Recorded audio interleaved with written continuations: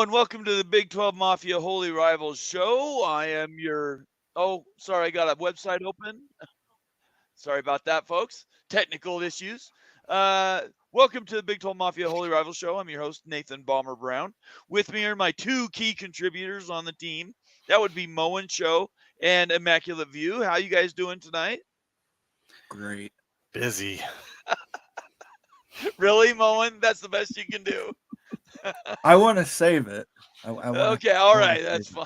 It was just a little understated there. Want to make sure we're on the same page. All right. Anyway, thanks for being here tonight. It's a Friday evening. I know it's mid-evening in the East Coast and 5 o'clock, even 4 o'clock Pacific. So I know it's early for some, but we appreciate everybody being here. I want to encourage everybody to subscribe to the channels, or channel, I should say, and become followers on Twitter of everybody that's going to be on the show tonight. We're going to have several guests. Hopefully the Wild Ute is in here in a little while. It takes him a while to get home from work, but he'll be here for our picks. And some other people that I'm not going to out them. I think I already said who they are on Twitter, but we'll see if they actually show up tonight. So please subscribe and follow as needed. And then also turn on your notifications. I can't tell you how many people really complain, thinking I'm looking over them. I'm not letting them know when the shows are going on. And it's just because they're all subscribed and whatnot, but they're not notifications on. So I would tell everybody to turn on your notifications on Twitter, turn on your notifications on YouTube, and we'll be good to go and you'll never miss a show. So before we get started, let's do some hellos and hey yous to the people that were here first. Glenn Lumens checking in as a paid member all the way from the Philippines. Good to see you, Glenn. We'll post your first post here. He says, good morning from the Philippines. This could be an interesting week. I do not bet, so I am free to pick BYU. I think that's kind of where we're at. I'm going to be at the BYU game with my father for a birthday present. Hopefully, at least it'll be a good day. And I'm looking forward to the game. I have no expectations on performance level tomorrow at all. Rock Chalk is in the house representing the middle of the country in Kansas. Good to see you, Rock Chalk. The Big Lubbock is here. He's fourth. That's good to have him here. Casting for Chrome, another one of our paid members. Good to see you here, Casting. I hope you have a good night. And we always, as always, we are praying for OSU and Washington State. Who knows where they're going to end up? Lots of rumors. Bill G is here, another one of our paid members, says, good evening all. Eugene checking in, saying, I love hearing Moen talking about Michigan. That is coming. Just hold on a little bit. I'm trying to build up some anticipation for the Moen rant. Kyle Visser is in the house. Good to have you here, Kyle. He says, good evening from Texas. Sarge, who's become one of my best Ute followers and really a partner in everything that we do here. Sarge, tip of the hat to you and all veterans that are out there. I appreciate you helping me follow veterans issues. And I'm currently working on trying to get a relationship with one of the veterans support groups to add as a support mechanism for the show. So I'm working on that. The Wounded Warriors, there's several groups that I'm trying to find to, promote those entities. And as soon as I get one, you'll be one of the first people I let know about that. Grand Dan, I'm not sure I've met you, Grand Dan. Good to see you. Thanks for the interview. It's good to have you here. Appreciate it. Let's see. Mr. Monkey says, not sure how long I can stay on, but hello. Good to see you, Monkey. It's been a minute. And then Sarge saying hello to everybody. That would be cool. I appreciate that. I think it will be cool. I'm looking forward to it. All right. Ute's not here yet, so we can't do picks. My guests haven't checked in yet. So let's just start off with a Moen rant and get us caught up on everything going on in Ohio State and Michigan land and the Big Ten overall. Okay. So earmuffs for anybody who wants to put on earmuffs. I might use some salty language. Okay. And by might, I mean will. Pretty much. Today, Chris Partridge received the news, linebacker coach at Michigan,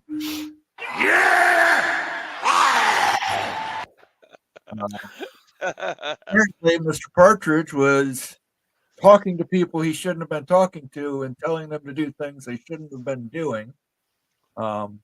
Typical fashion for this Michigan. It really strikes me amazing that they wanted due process. Due process. Give us due process. Give us due process. And boy, when they started giving them due process and unearthing these things, they were ready to say, let's roll over. Let's fold faster than Superman on Laundry Day. It is unreal how quick they folded when more information came out. And guess what? It's not going to be the end of it. The Big Ten wrapped up their investigation, but they are assisting the NCAA. That means that more shit is coming out. I was told by somebody in the know, nobody gets out of this alive. Jim Harbaugh has probably coached his last game at Michigan. Santa Ono is definitely going to be under the gun from his regents. He was so pro Jim last weekend. The more stuff that's come out, he's been less pro. There's rumors of equipment being destroyed, computer equipment, recording devices. CMU and possibly another school are cooperating. Michigan's fucked. I'm sorry. Michigan, it is. You're not going to have. You can't claim I want due process 1 week, and then when they start giving you due process, say no, don't look any further. We don't want due process. We'll settle. Yep. We'll just take the 3 games and we'll settle. It's a shit show up there. It's a shit show, and it's only going to get worse, folks. It is a shit show. So, I think Jay Harbaugh might be getting a call here very shortly.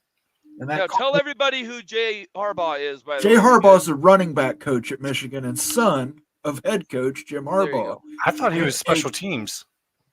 I thought he was running back. He might be special teams and I think running he's back. special teams coach. Yeah, it doesn't matter. It's nepotism. I mean, he's just saying in terms of how high up in the hierarchy. Pure nepotism for him. So I wouldn't be surprised if old Jay gets a phone call here in the next couple of days. It sounds like this. Thank you. Fuck you. Bye. Boom. Oh, if you want clarification, he is the special teams coordinator and safeties coach. Safeties coach. Okay. There you go. He's in there because of nepotism. He's in there because he's daddy's boy. Well, guess what? Daddy's boy was dabbling with Connor Stalions to the point where they were best friends, according to Connor Stalions. That does not bode well for Jay. And is Jim going to let his son fall on the sword, or is Jim going to come out and say, okay, I'm resigning. That way Jay can resign and none of this comes out. There is a lot of infighting at Michigan right now. I can't get into specifics. There are people who are very anti-Harbaugh at the moment, people who are very pro-Harbaugh. And this is a battle for the soul of Michigan University or University of Michigan. Who is going to win? I have a feeling who's going to win. The side of right's going to win. And Michigan's trying to get on the right side of history right now. But sad day for the Big Ten. We've had so many scandals this season between Northwestern, Michigan State, Iowa with the gambling, and now Michigan basically cheating. You were 100% cheaters. Don't tell me bet. Yeah, don't tell me bet. Don't write your stupid little fucking tweets about bet. You should write the tweet cheat. That's what you did. You cheated. You basically said, we're not good enough to handle the Big Ten Conference, so we have to cheat. And Connor Stalions was not some lone Lee Harvey Oswald sitting up in a book depository stealing signs. Suppository. I was thinking of Santa Ono with that 2-knuckle snuggle. I was like, he's thinking of something. Okay. Keep going. Yep. But yeah, he was not a lone wolf. People were helping him. You don't get on CMU's sidelines without people helping you. You don't get on allegedly this other school sidelines without people helping you. This was organized. This was calculated. This is cheating. This is cheating on a level that I don't think the NCAA has seen since SMU. Okay, was so can I paying ask you a players. question? I'm not trying to stop your rant. You can keep doing that, but my question is, the cheating is inbred into college sports, especially football, right? All sports. It's been around for as long as they've been kicking balls around. So my question is, and you put it all the way up to being as important as the SMU deal and possible death penalty and all that stuff. How in the world can college athletics survive if it kills off one of the top 3 brands in football history in college sports? Well, you're not killing them off. Death you're- penalty. You're looking I'm for not saying something I- that's going to be. I don't think they're going to get the death penalty. They're Okay, not I know. gonna What get I'm they're asking gonna- is, what do you This think they is their should get? penalty. Yeah, I think they're going to get protected. Jim Harbaugh's suspended Okay. 3 games. I think he resigns. I think you're probably going to see these coordinators at the end of the year go their own way. They're probably going to get a show cause. It's possible they could get a show cause. I wouldn't, put it behind them or some kind of suspension themselves. But the more that comes out, the worse it gets. And Okay. Michigan was very, very adamant to stop the Big Ten lawsuit from going forward because they did not want discovery. Because guess what? If discovery comes out and all the dirty laundry comes out, if you think this is bad, imagine what they're hiding. I think that was Imagine what what they're isn't hiding. that what the settlement was, so that there isn't discovery. Because I mean, you're hearing Yes. a lot of. I mean, NCAA isn't going to be. The NCAA may not even be a thing by the time they get around Yeah. to all Well, this they stuff. can't- And if the Big Ten is willing to leave it at that, I don't think that it probably goes any further than this, does it? Yeah, the NCAA can't compel certain things. Right. A judge can. And that's why they were true. so desperate to stop this. So they went from a week ago Michigan- due process to now don't process. Michigan almost walked into the trap.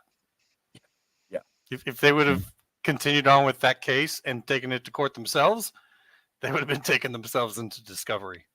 Yeah. So And- let me really interrupt here really quick for Cleveland Rocks, who's been one of our paid subscribers from the beginning. Appreciate you being here tonight, Cleveland, early, or I guess mid evening in the East Coast. I want to thank you very much for your super chat, $10.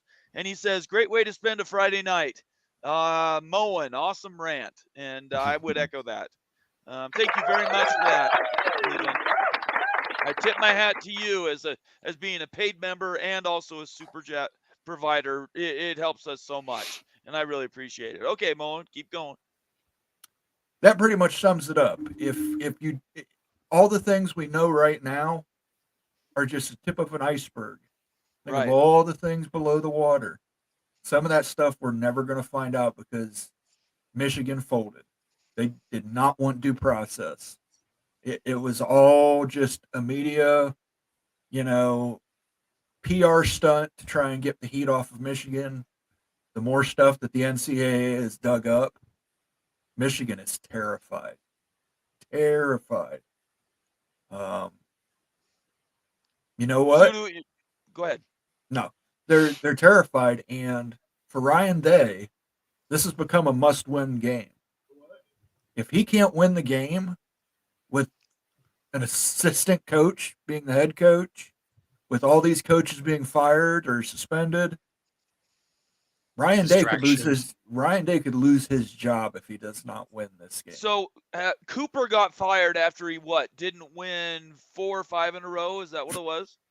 Cooper won 2 games out of, I believe, 13 years. Okay, yeah, I couldn't remember what the losing streak was, but Right. So you think 3 in a row puts Day on the chopping block? It's not 3 in a row. It's 3 in a row. The 2 you can forgive him for, but I think if he goes up there to Michigan and Right. lays an egg like they've laid the past 2 seasons Right, against Sharon Moore as the head coach, right. he's not going to have a lot of excuses. Wow. I mean, That's coming from their defense is top ranked.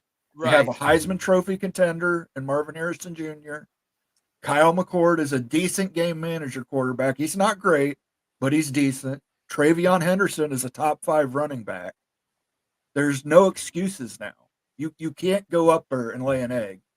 And He might get fired if he loses that game. and Urban Meyer is sniffing around. Yeah.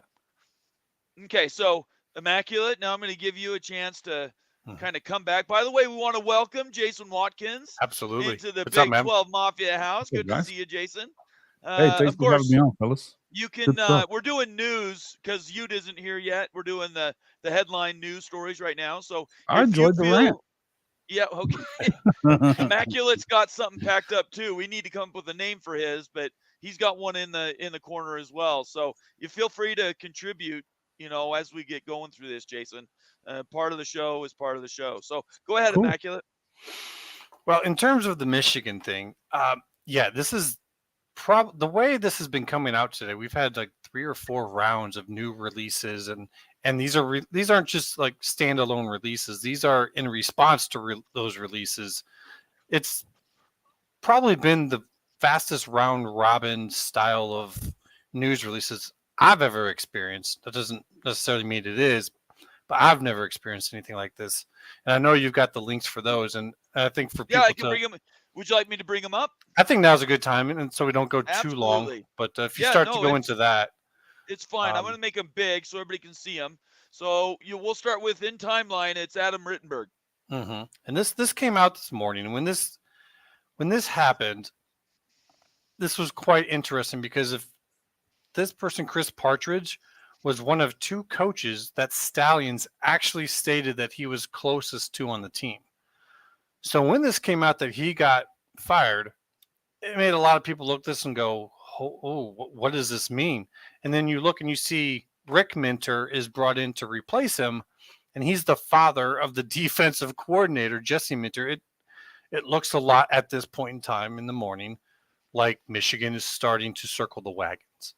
So that was this morning when this first started, and we at this point had no idea what was in store for us to stay. Okay, let's move to the next one then, which is the Pete Thamel article. And when this one came out, to me, what was shocking about this, and I spoke with Greg about this a little bit today, is this, as in quotes, looks to be the direct text from when the university reached out to this coach to let him know of their decision to fire him. In there, you can see the text. It says, the university has received evidence that you have failed to abide by the university directive. So this was directly set to him. So we don't know who this ESPN source is, but generally speaking, this is protected information from, depending upon what direction you're talking about. If it's Mr. Partridge himself, it could be protected under NDA type of stuff. If it's from the university themselves, they might be dabbling in criminal lands here. I mean, there are statutes that protect, when a fired employee from their previous employer kind of going public about the whole situation. So I don't know what it is. Don't know. And as he comes by here a little bit later, he puts out another little post here that is an addendum to this, because in this, it leaves it open that he spoke with someone on the staff or others. If you see down there, almost the second to last line, it says anyone associated with the Michigan football program or others. So this left it open that maybe that coach was actually speaking to someone outside of the program, outside of the school. And as people were questioning this, for whatever reason, Pete comes out a little bit later with another post that makes it clear that this was he was talking to someone inside the program. And here you have that. So this was all very interesting today, how this kind of formed and took shape, because it all along the way, you could have been thinking anything about this. So at this point now, it looks like from this that Mr. Partridge was talking with people in the program or at the school about this stuff that is part of an NCAA investigation, and that's a pretty serious allegation. Before we go to Jason and his thoughts on both the Moen Show rant and what I'm going to call right now the Immaculate View Minute, Jason, you can comment on both those stories. I want to just remind everybody that welcome to the show. If you're new to the channel, please subscribe. Turn on your notifications so you know when our shows are on. Also, turn on your notifications on Twitter. For everybody that you're seeing here, make sure you follow them and then turn on those notifications as well. And lastly, if you'd like to become a paying member of the channel, somebody that their comments are highlighted to me, I'll show you where to go. You go to the main Big 12 Mafia page. You go to my channel, and right down here, there's a join button. You click on it, and the different levels of membership are there. I defer to member comments at the appropriate time, and then I'll devolve to regular comments if they don't have any. And as always, super chats are always read. Haven't missed one yet, and we make sure your opinion is told to the world. Okay, let's go to you, Jason. You've heard both these, the rant and the minute. What are your comments and thoughts about either? I don't feel obviously as strongly about this, but I wouldn't. I mean, it's not really affecting, my conference, my teams, anything like that. I do, and there's some extent, sign stealing. I mean, it's the way that they went about it. I certainly think that it was definitely, there's a shady element to the whole thing. I don't know. It doesn't seem like there's going to go any further. I don't know that there's going to be a whole lot more to it. It seems like the Big Ten and Tony Petitti, who obviously was put in a bad position. He doesn't want to take down one of his cash cows. There's two of them. It's OSU and Michigan right now, and so you don't want to knock down one of your cash cows. I would think. My question is, and I wanted to get you guys' thoughts on this, but you keep hearing about how Michigan had thrown out there that there was some collusion between Ohio State and Purdue, and who was the other? So there was another school involved Rutgers, that they were also passing around signs and stuff like that for Michigan or something like that. I don't know how true all of that is. I know it hit the mainstream media, but it just seems like there's a lot of. I think that this goes on in every conference, first and foremost. You've heard a bunch of folks in the SEC saying stuff like, oh, yeah, well, we would just handle that on our own because we don't, we're going to do it. It happens, In the end, I don't know that. I don't know. I don't see it as death penalty inducing. I don't see it on the same level as SMU at all, because of just kind of the way they were going about it. Now, of course, SMU, the stuff that they were doing, paying players, is now legal. So I get that.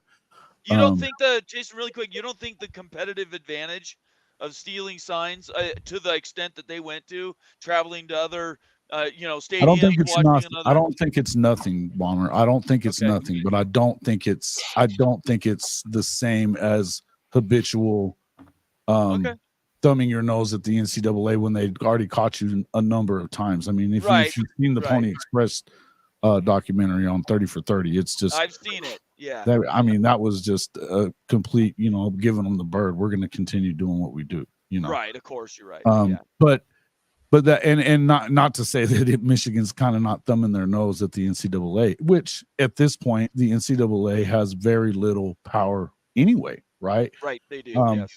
It feels like, as soon as the conferences or even possibly, I know we kind of spoke about this a little bit earlier, but when the television networks come together and the conferences come together and appoint a commissioner or whatever it is, a czar over the sport, and whatever legal language they need to do in order to keep the things that keep them protected the way that they are at the moment, I think that the NCAA will have completely lost its usefulness, because not that it's very useful as it is, but no, I don't really see it on the same level. I mean, but I'm also the guy that didn't really care that much about the sign stealing in baseball. You know what I mean? I think that sports are also along that line. I think that everybody's trying to gain some kind of a competitive advantage. Do I think that they're the only ones that do it? No, I think that they got caught. And I think that the worst part about what Michigan did is that they were just so blatant with it. I mean, for this guy being, and listen, I'm a military guy, and but for him being a military guy, and it doesn't seem like they tried to hide this very much. I mean, they have a paper trail that a It's pretty grade bad. schooler would have found, right? Yes. Yeah, right. Just simple stuff, but and again, and I get it. I get why Mullen's upset. I get why anybody in the Big Ten would be. I understand that. And for that matter, I think it doesn't look great that they lost to TCU, which was the one team that they didn't apparently get to scout last year. Right. Right. Because I guess they didn't really think they were going to get in. But also there was the news that came out that TCU was told that they were doing this, and TCU was actually sending false signals on purpose through the game. Yeah, TCU got them pretty good. Yeah, so look, I mean, and that's the other part of it is that, hey, look, I think it sounds like Michigan knew about it, or Ohio State knew about it. Everybody knew about it for the last couple of years. Right. How much of a competitive advantage really was it? If they knew that they knew your signs, if you know that they got your signs, you're changing them, right? You're doing wait something. a second. Aren't they doing that anyway? I mean, I you would see hope up so. there, they have I would there hope you so. have 4 people holding up those signs. You have guys with different colored hats. I mean, Yeah. it seems to me like the signs are being presented 18 different ways. Why don't they just solve it and put microphones in the helmets? Just get away. That's the next thing is that if we could shut everybody up right now. I mean, you're not going to unring the bell of everything that's happened, but you can make sure that this stops. If you want it to be clean it up, and don't tell me that it's a financial problem, because that's not what it is. When you're paying these schools in the Big Ten and the SEC are going to be making upwards of $100 million per year. Right. And that's just on their revenue share stuff. Don't tell me that you can't afford to make this happen. I don't see why you would have to do that at the lower levels of college football just because you're doing it in the FBS. I don't see that. But I also do not believe that they can't afford to do it everywhere. I agree with you, and I think everybody agrees with that as well. Really quick, before we move on to the next part of the show, I want to welcome in Sarge, a Utah fan from Florida. I will say this, Sarge and I got off to a kind of rough start on Twitter. We had some, what do you think, Sarge? We can call them friendly disagreements. I had assumed some stuff about him that was completely wrong, and apologized to him for that, and we've been good ever since. I think what that really showed to me is another example of just because you come across people on Twitter, or even on YouTube, wherever you meet people socially online, just because you get off to a rough start doesn't mean it has to stay that way. You don't have to continue to be a dick over and over and over again. And the best people that you will meet are the ones that will be the first to take responsibility and then move along together. And I think all 4 of us here on the show today have examples of that in our own lives. And Sure. We certainly want to pass that on to anybody who's watching tonight. And that goes for family members too. I would always encourage, it doesn't take anything to say you're sorry. So, Sarge, thank you so much for being a paid now member, and appreciate all that you've done to communicate with us. He is a vet, so I know that is really important to you 3, and that veteran stuff. Service. Jason, you and I need to get together about how I can, work with, what was it, Wounded Warriors, right? We talked about. Yeah, I was in a meeting and I just didn't see that. I'm sorry about that. Oh, that's okay. We can talk about it offline. I just want to Okay. let you know I'm not going to let that go. It's kind of between my teeth. So Okay, we'll be talking about that in the future anyway. All right. Before we move to the next thing, Sarge says you are welcome. I like to see that. Let me quickly run through a few comments. I like when somebody tells me I'm doing right, and Sarge says that. Let's see. Take them when you can. Yeah, I do, certainly, because people disagree with me all the time. All right, before we move on to anything else, do you guys want to add on to what each of you have said here? Because I think all 3 of you have all your opinions about what you're talking about are really important. Yeah, I don't think this is going anywhere near the death penalty. And when Moen's talking about there being 2 camps in Michigan, I don't know if that's true or not. that sounds like it would probably be true. I think there would be some people there who are looking at this going, this does not represent us well. I don't think this is completely institutionally systemic or whatever term someone wants to use to say that everyone in the institution would be defending this. I don't think that's the case. So I would not be surprised at all if there's some politicking going on within Michigan as well. All right. Anything else before we move to the next thing? No. All right. Let's Good go on to this Michigan. next story. This is another Michigan story. Unfortunately, I wish we could get away from them, but we just can't. Let me move this really quick. This is about the booster. Supposedly, it's this Tim Smith guy. He denies it, of course. Whether he was or he's not, he's definitely gonna. As he should, yeah. Either way, he should. Jason, I'm not sure you saw this. I will post the link because most people did not see it. It came out in the last couple hours.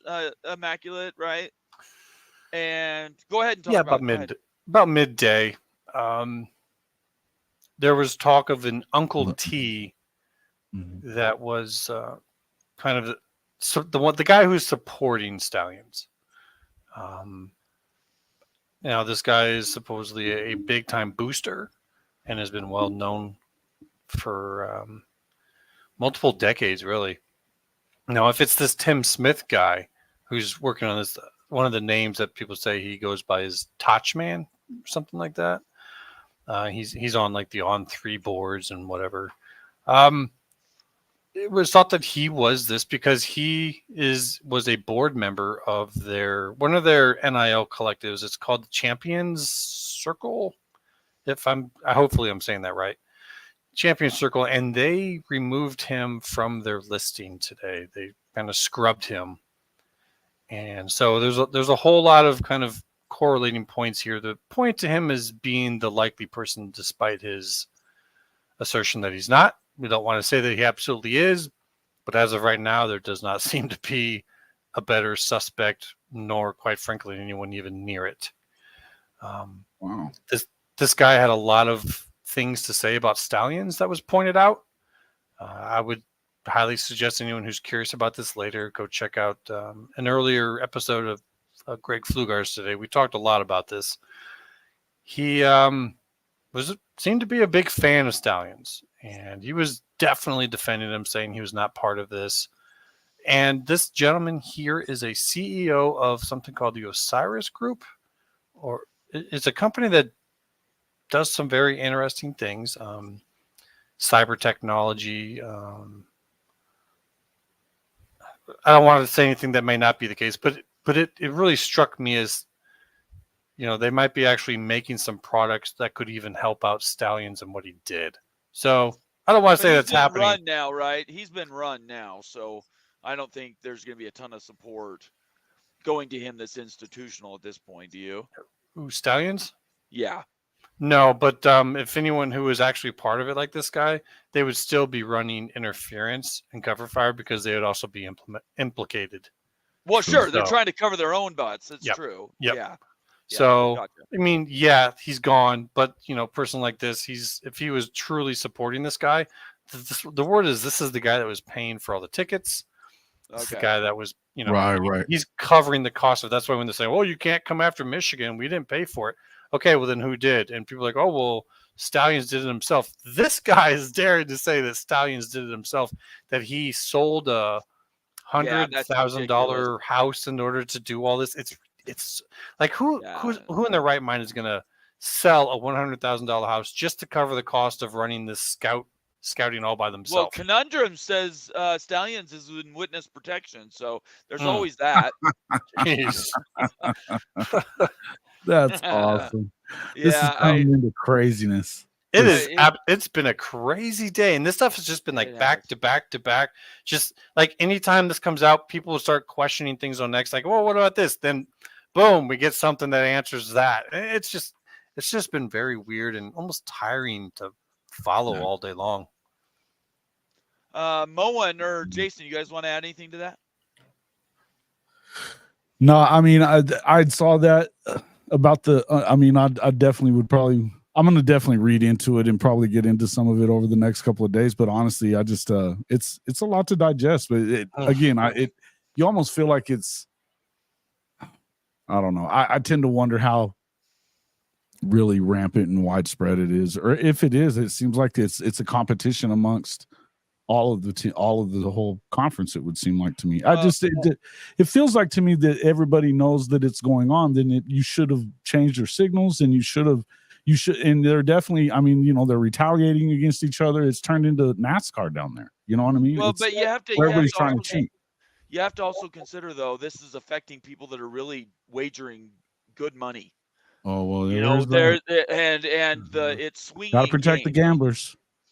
So I think this FBI story that we haven't touched on tonight, but we've talked about over the last week or so, the computer crimes and stuff like that. That's the bigger story. This is the stuff that regular sports fans can get into, but the FBI's in the background doing the work, right, Moen? Yeah, and we don't know if that's around we don't even know what that's about. All we know is it's called computer crimes. Right. There are about 50 different things that fall under computer crimes. So, but with this scandal, you're going to see people come out regarding the gambling. But I would go back to the Uncle T thing and just say this. I don't know if that's the guy, but boy, he really sets himself up to be the guy. Yeah, he talks about calling Connor much. Stalions multiple times after he was suspended. He knows how Connor Stalions paid for it. He had nothing to do with it. This guy seems to have all the answers to all the questions, but that rings to me that he is the guy. I can't say that definitively, but I believe he's the guy. I mean, he's known to be a huge booster. This guy, Tim Smith, and the person that they're saying is connected to this is called Uncle T, and I do believe that's him. And that would suggest someone that's pretty well known to the program, to the players, to the people. He's not your dad, but he's your uncle. I mean, that's a pretty close type of a situation. So, and to be a board member on their collective, you've got to be in the type of position like that. So there's just so many paths that lead to him. I'd be open to being anybody else. I don't want to say it's him, but I haven't seen anything that points to another person, period. And there's 5, 6, 7 data points that point to this guy. I mean, it's all going to come out eventually. Yeah. Really quick, let's move before Ute gets here and we do picks and all that fun stuff, which takes a while. Let's quickly talk about Washington State and Oregon State and the Pac-2. Recently this week, we're doing a wrap-up. Obviously, it's a Friday show. All the legal things seem to be swinging in Washington State and Oregon State's favor at this point. What are we looking at really for a turnaround for this TRO, which was reinstated by the state of Washington, by the way, for that to be resolved? And do we have any news related to that we can report today, Immaculate? I think at this point in time, this needs to be the wake-up call for everyone to say it's time to settle. Will that happen? Okay. I don't know. But this is now going to extend and become a problem. I don't know if either school, either group could look at this situation in the Supreme Court and say, we got this. Right. Because I think now the burden of proof kind of has been flipped. Washington State, Oregon State got their ruling. Now to get that flipped, the burden of proof falls to the other side. And in a way that their Supreme Court works, these are just arguments. It's arguing whether this was a right and just judgment. Right. And I think that this is a judgment where, the judge is saying you got this very broad stipulation. If you do any damage to them and it gets brought to me, you're going to have to deal with me again. I have a hard time thinking that this is going to get overturned, but it could. It could. So I don't think either side can look at this and say, we should just go ahead and do this. I think now is the time to settle. So that's what I'm hoping for. We got this interesting thing going on, and I know I showed you something tonight at the Washington State versus Colorado game. Mr. Baker, the top guy at the NCAA has been invited by the Washington State president and their AD to come to the game, and I guess they're having some kind of media release before or after it. And I asked Mitt Winter what that could possibly be, and he couldn't give an answer. It could just be some sort of joint statement pablum. Could be nothing, but yeah, it could be a whole lot of nothing. I suggested one thing in Twitter that could be, but I made sure and told people like this isn't a prediction. Yeah, right. The only thing I could see it possibly being that would be earth-shattering is if the NCAA had agreed to give them an exemption or a waiver for postseason play. I don't think it's gonna happen. I mean, I have no idea. I guess. Really quick before we get off Michigan and all this other news, because there are a couple other things I want to talk about. Unless you guys have anything else, Jason or Moen, related to Washington State, Oregon State, I can move on. I don't really know anything about it, so I know it's. Okay. I hadn't kept up with it as much as you guys. So if you guys are off it, I'm good. Awesome, Moen. Yeah, the Supreme Court issued an emergency stay until they can hear the emergency motion. So and what's the timing on that? That's what I was asking. I think it's 5 business days. Okay. Before they can All get, right. But with the holiday, it might be different. Right. But it'll that's probably basically be it's 2 second- weeks or something. Yeah, 2 weeks. It'll Okay. end up being All right. 2 weeks. But I think nobody set expectations. That's why people are asking questions. Right. So I think what'll happen is this is just going to get drug. I think everybody's tired of it at this point. I agree with Immaculate. They're going to settle. Okay. Yeah. Oregon State and Washington State will get a little more. Okay. Yep. These are all people. They've been dealing with this for months. I mean, they got to be getting tired. Okay. Well, let me go to one last thing before we completely leave this nonsense behind, which really I'm getting sick of the Michigan stuff, I got to tell you. This is a note from Heather Dinich that I bookmarked and almost forgot about, but I really wanted to quickly go over this statement that Michigan put out, which I think is a whole bunch of nothing. But it says, a statement from the University of Michigan, from the outset, our focus has been on seeking due process. I don't believe that's true. And allowing the NCAA to conduct a fair and deliberate investigation. I don't believe that's true. Although the Big Ten has closed its investigation, we are continuing to cooperate with the NCAA as it moves forward with its ongoing investigation, consistent with our commitment to integrity, quotes, we will continue to take appropriate actions, including disciplinary measures. Based on information we obtained earlier today, Michigan Athletics relieved Chris Partridge of his duties as a member of the Michigan football staff. Due to employee privacy laws, we are not unable to comment further. The last thing that is this last sentence is missing, and that is that Jay Arbaugh was the other person that was dealing with Connor Stalions on a day-to-day, and they haven't done anything to him.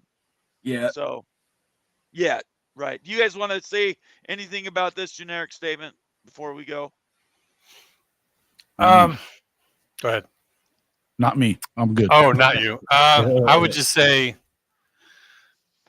an interesting point that I saw brought forward by another lawyer online was that by deciding to drop their case, right, they have kind of protected themselves from the NCAA because the NCAA has no subpoena power. That's right. So anything it's over at this point. Yeah. So anything that could have come out in that case against the Big Ten, which they would have just been offering forward, the NCAA could have come in and just, used because it would have been public knowledge as these are, so it's very interesting that's kind of a curveball that people may not have saw in this initially, is that in a way, once again, this hurts the NCAA. Right. And the NCAA is toothless by the day. Yeah. All right. Let's move on to something more fun. So BYU women's soccer, really quick before we get to our picks. Women's soccer last night beat USC 1-0. If you're a BYU fan, it was a fantastic game. I just wanted to bring attention to it. They're in the Sweet 16, and they on Saturday they play Michigan State. So I would encourage everybody to watch that. It'll be on. You can watch it live. The game is in Provo, or you can watch it on ESPN Plus. I just wanted to give a plug for BYU women's soccer, which they are a dominant force in the age of women's athletics. Kicking butt, huh? Yeah, they're really, really good. All right.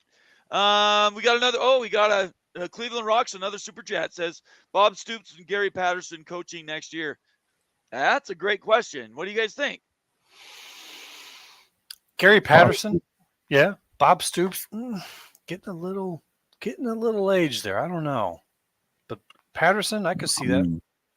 What if I Iowa don't really, job I came think open? that if Bob wanted to go back to football, he would have already done it probably. Although the money might be right there, but I don't see it. I mean, if Ferentz absolutely wanted to get out and was taken off, I could see Bob maybe coming in for a couple years just to keep it going until they, my thought is you bring in an offensive coordinator that you want to inevitably be your head coach. You let him rebuild the offense and focus on that. And then they could take over in, 2 or 3 years. And, if Ferentz just does not want to stick around and do that, then I could see a guy like Bob Stoops come in to do that role. That's not a long-term solution though.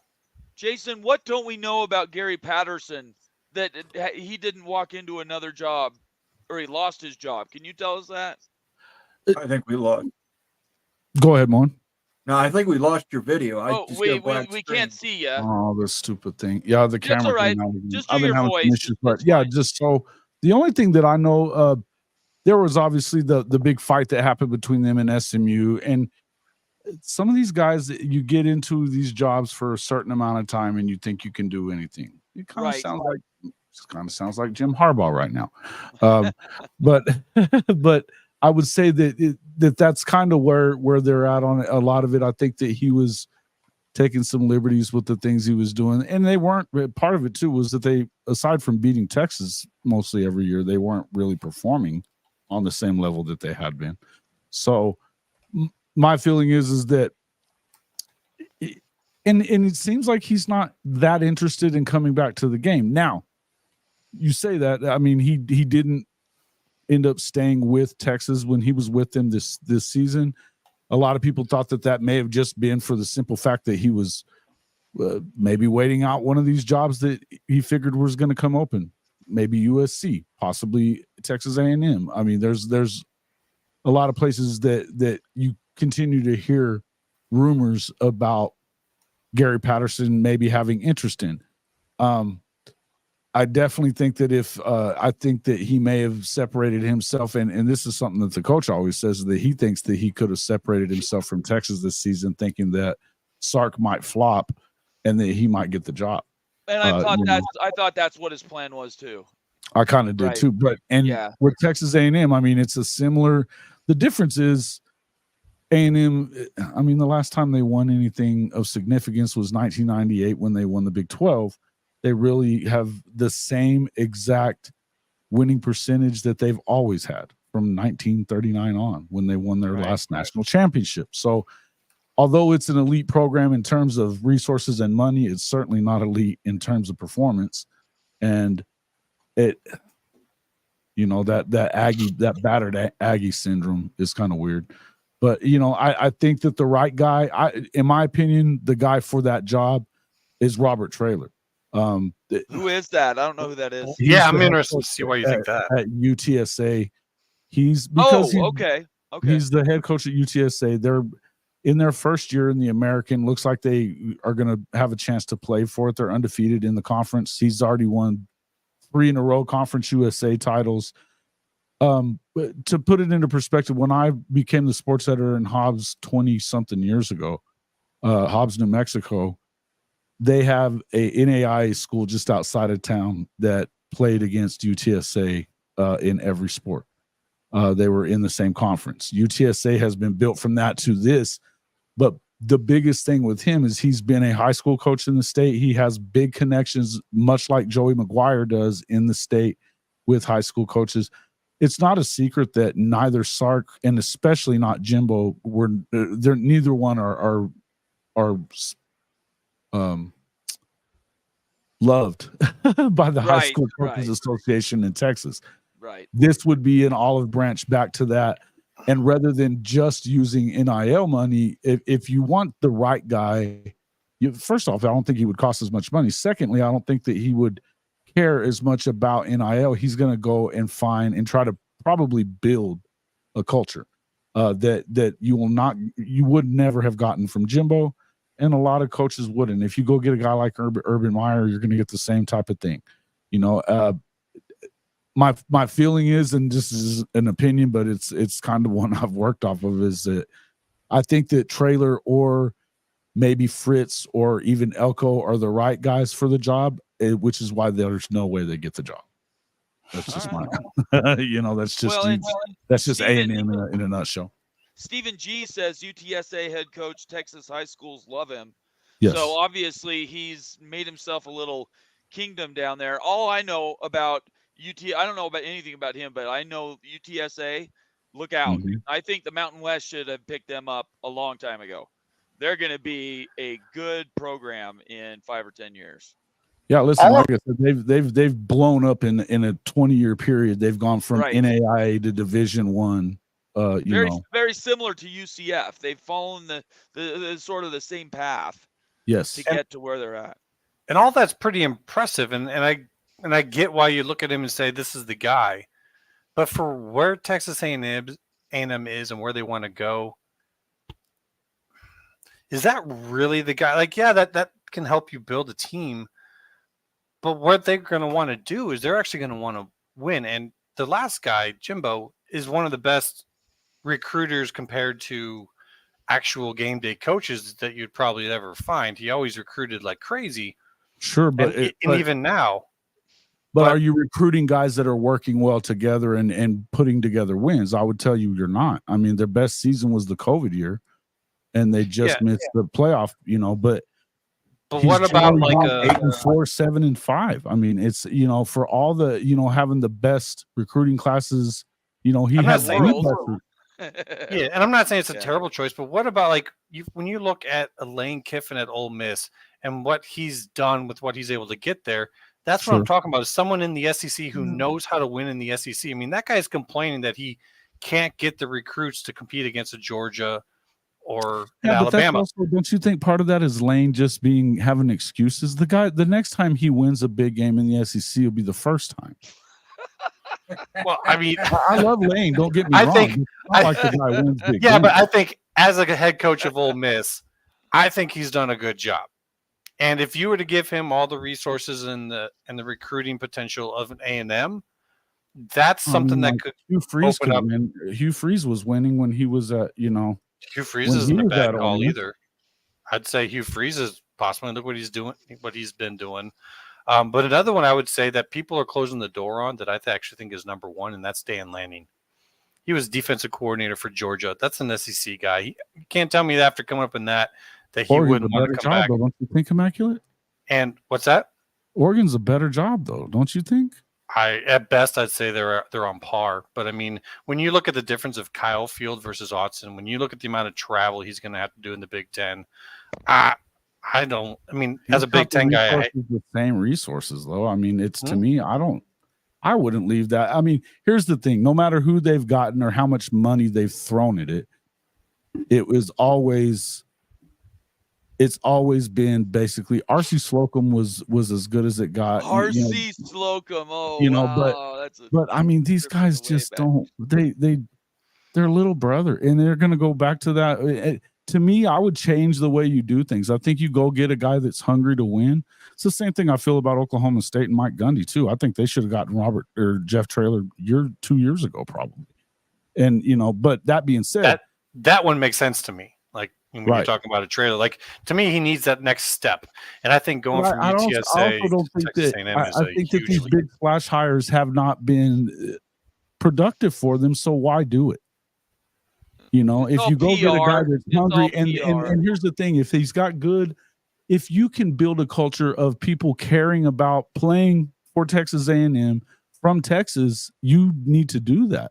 That's not a bad point. I mean, you make a good point. I'm not going to take anything away from what you're saying. I just think experience at that level, doing that thing in that competition, keeping guys, not just getting them, but keeping them now in the portal times. I think that, I just think that Traylor needs that next experience spot because his experience in the SEC was at Arkansas. So he's not experienced. He was also at Texas for a little while. And that wasn't in the SEC, of course, but I mean, he's look, I think that, and plus he's a, I think 3-time state champion as far as that. I think the guy can coach, man, and he's getting guys. He's done very well in the transfer portal. I think that he would immediately provide stability. I think the other guy, I mean, they don't really have to go too far. They could stick with E-Rob, Elijah Roberts, and probably it may do it too. I just think that I would go another direction than what they've been doing. That's just my feelings on it. You know what I mean? We've gone down the Texas A&M rabbit hole for way too long in my life. For me, it has. You guys can do that all day, and I'm leaving. I'm gonna fix this camera real quick anyway. You guys can do it what you want. But yeah, Texas A&M. I'll tell you this. In high school, I had a Texas A&M hat. It was cool. It was maroon, giant T with the A&M. It looked cool. I was at the age where I wanted to look cool, and they never won anything. They couldn't win anything. So I finally just gave the hat away to DI and was done with it. Anyway, let's go to a couple quick comments here, and then Ute should be signing in any second, and we'll get to our picks. So first one here is from Sarge. Again, a new member to the channel. We really appreciate you becoming a paid member, Sarge. He says that is probably because it is Lane Kiffin, and then he laughs. So that's his thoughts on Lane Kiffin.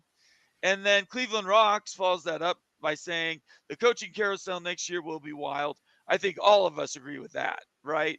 There's several when the season's over and just before Bull Week, or maybe through that Bull month, through December, we will be talking about all these openings, all these job openings that are going to be coming.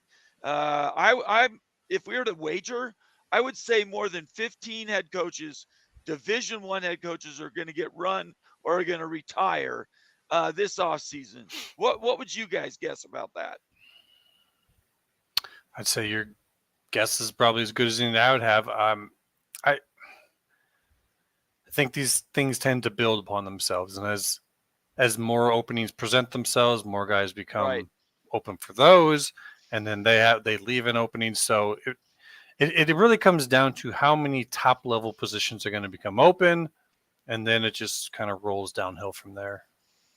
I think you're exactly right. It's a domino effect, right? Yeah. One leaves, so another one has to go somewhere, and then the next one leaves, and they have to have it backfilled there too. That's why I said 15 change jobs. Could be easy. I mean, we're already looking at 5 or so. So Conundrum, 15 is maybe low.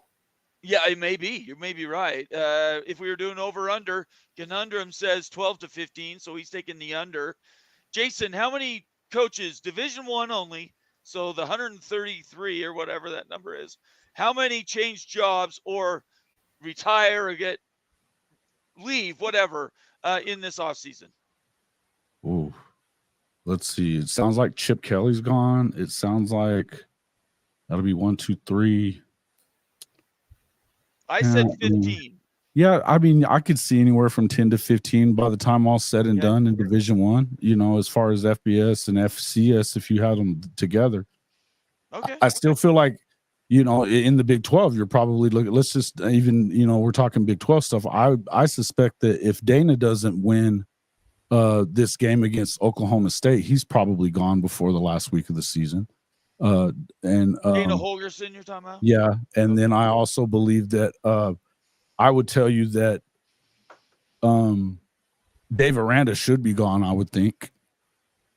That he might get another year. I think that you might see Dana get another year too, but I don't think either one. I mean, they have not really done much for themselves as far as getting that done.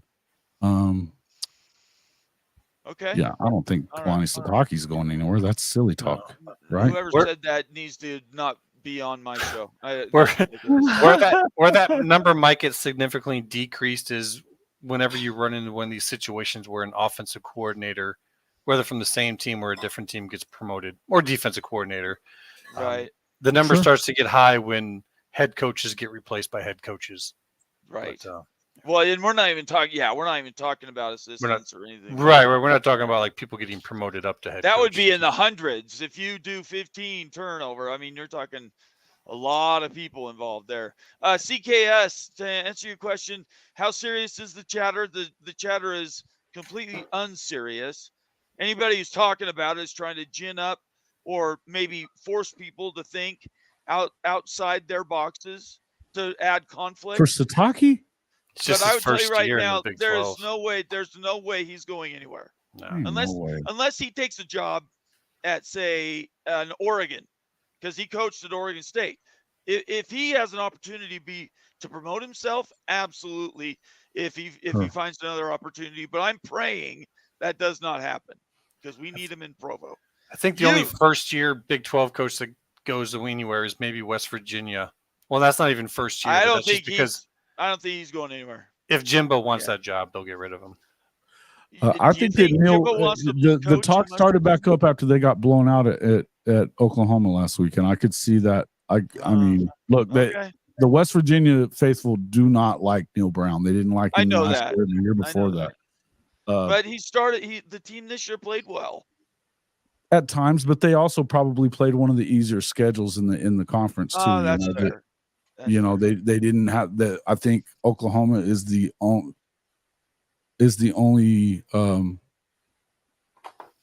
one of the top 4 teams I think that they've played.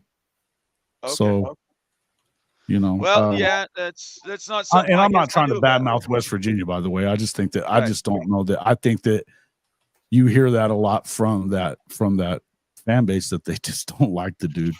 Right. And every time he loses, it gives them more reason. I know Coos doesn't like him. I know that.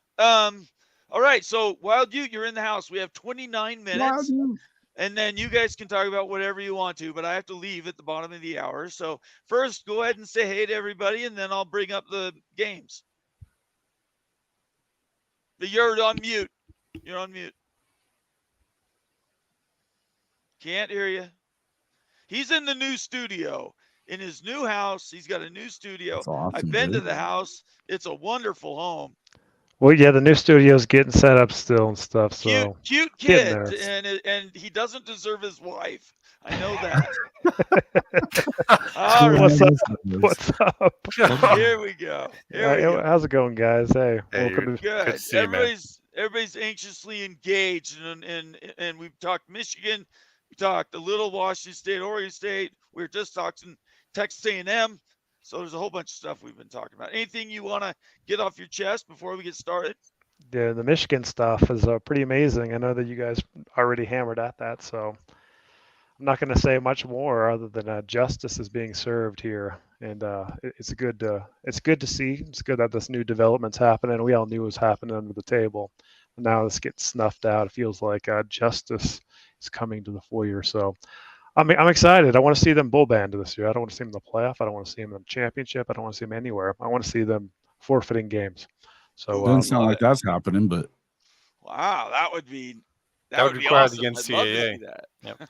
Why wouldn't they? Like, why wouldn't you take games away from them? Like, I don't seriously give me any justification. Decided that they're not. Is all right. Sorry. You guys have to do this after I leave because it's going to take us a half hour to get through the picks. You guys can talk all this you want after I leave. It's fine. All right, here we go. So let me bring up the games. Wait, what a second. What's this? One note here from Stephen G says, Bomber, I'm sorry what us Sooners will be doing to y'all tomorrow. But Utah took care of Tebow and USC, and it's time to repay them back. Sorry. You know what? I don't care.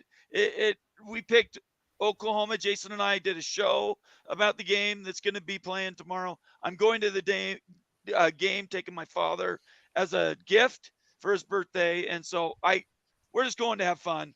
No expectations for BYU. But let's talk about it in the picks, and we'll go from there. All right. Okay. So here's the picks, and I'm going to make them. I think everybody can see those now.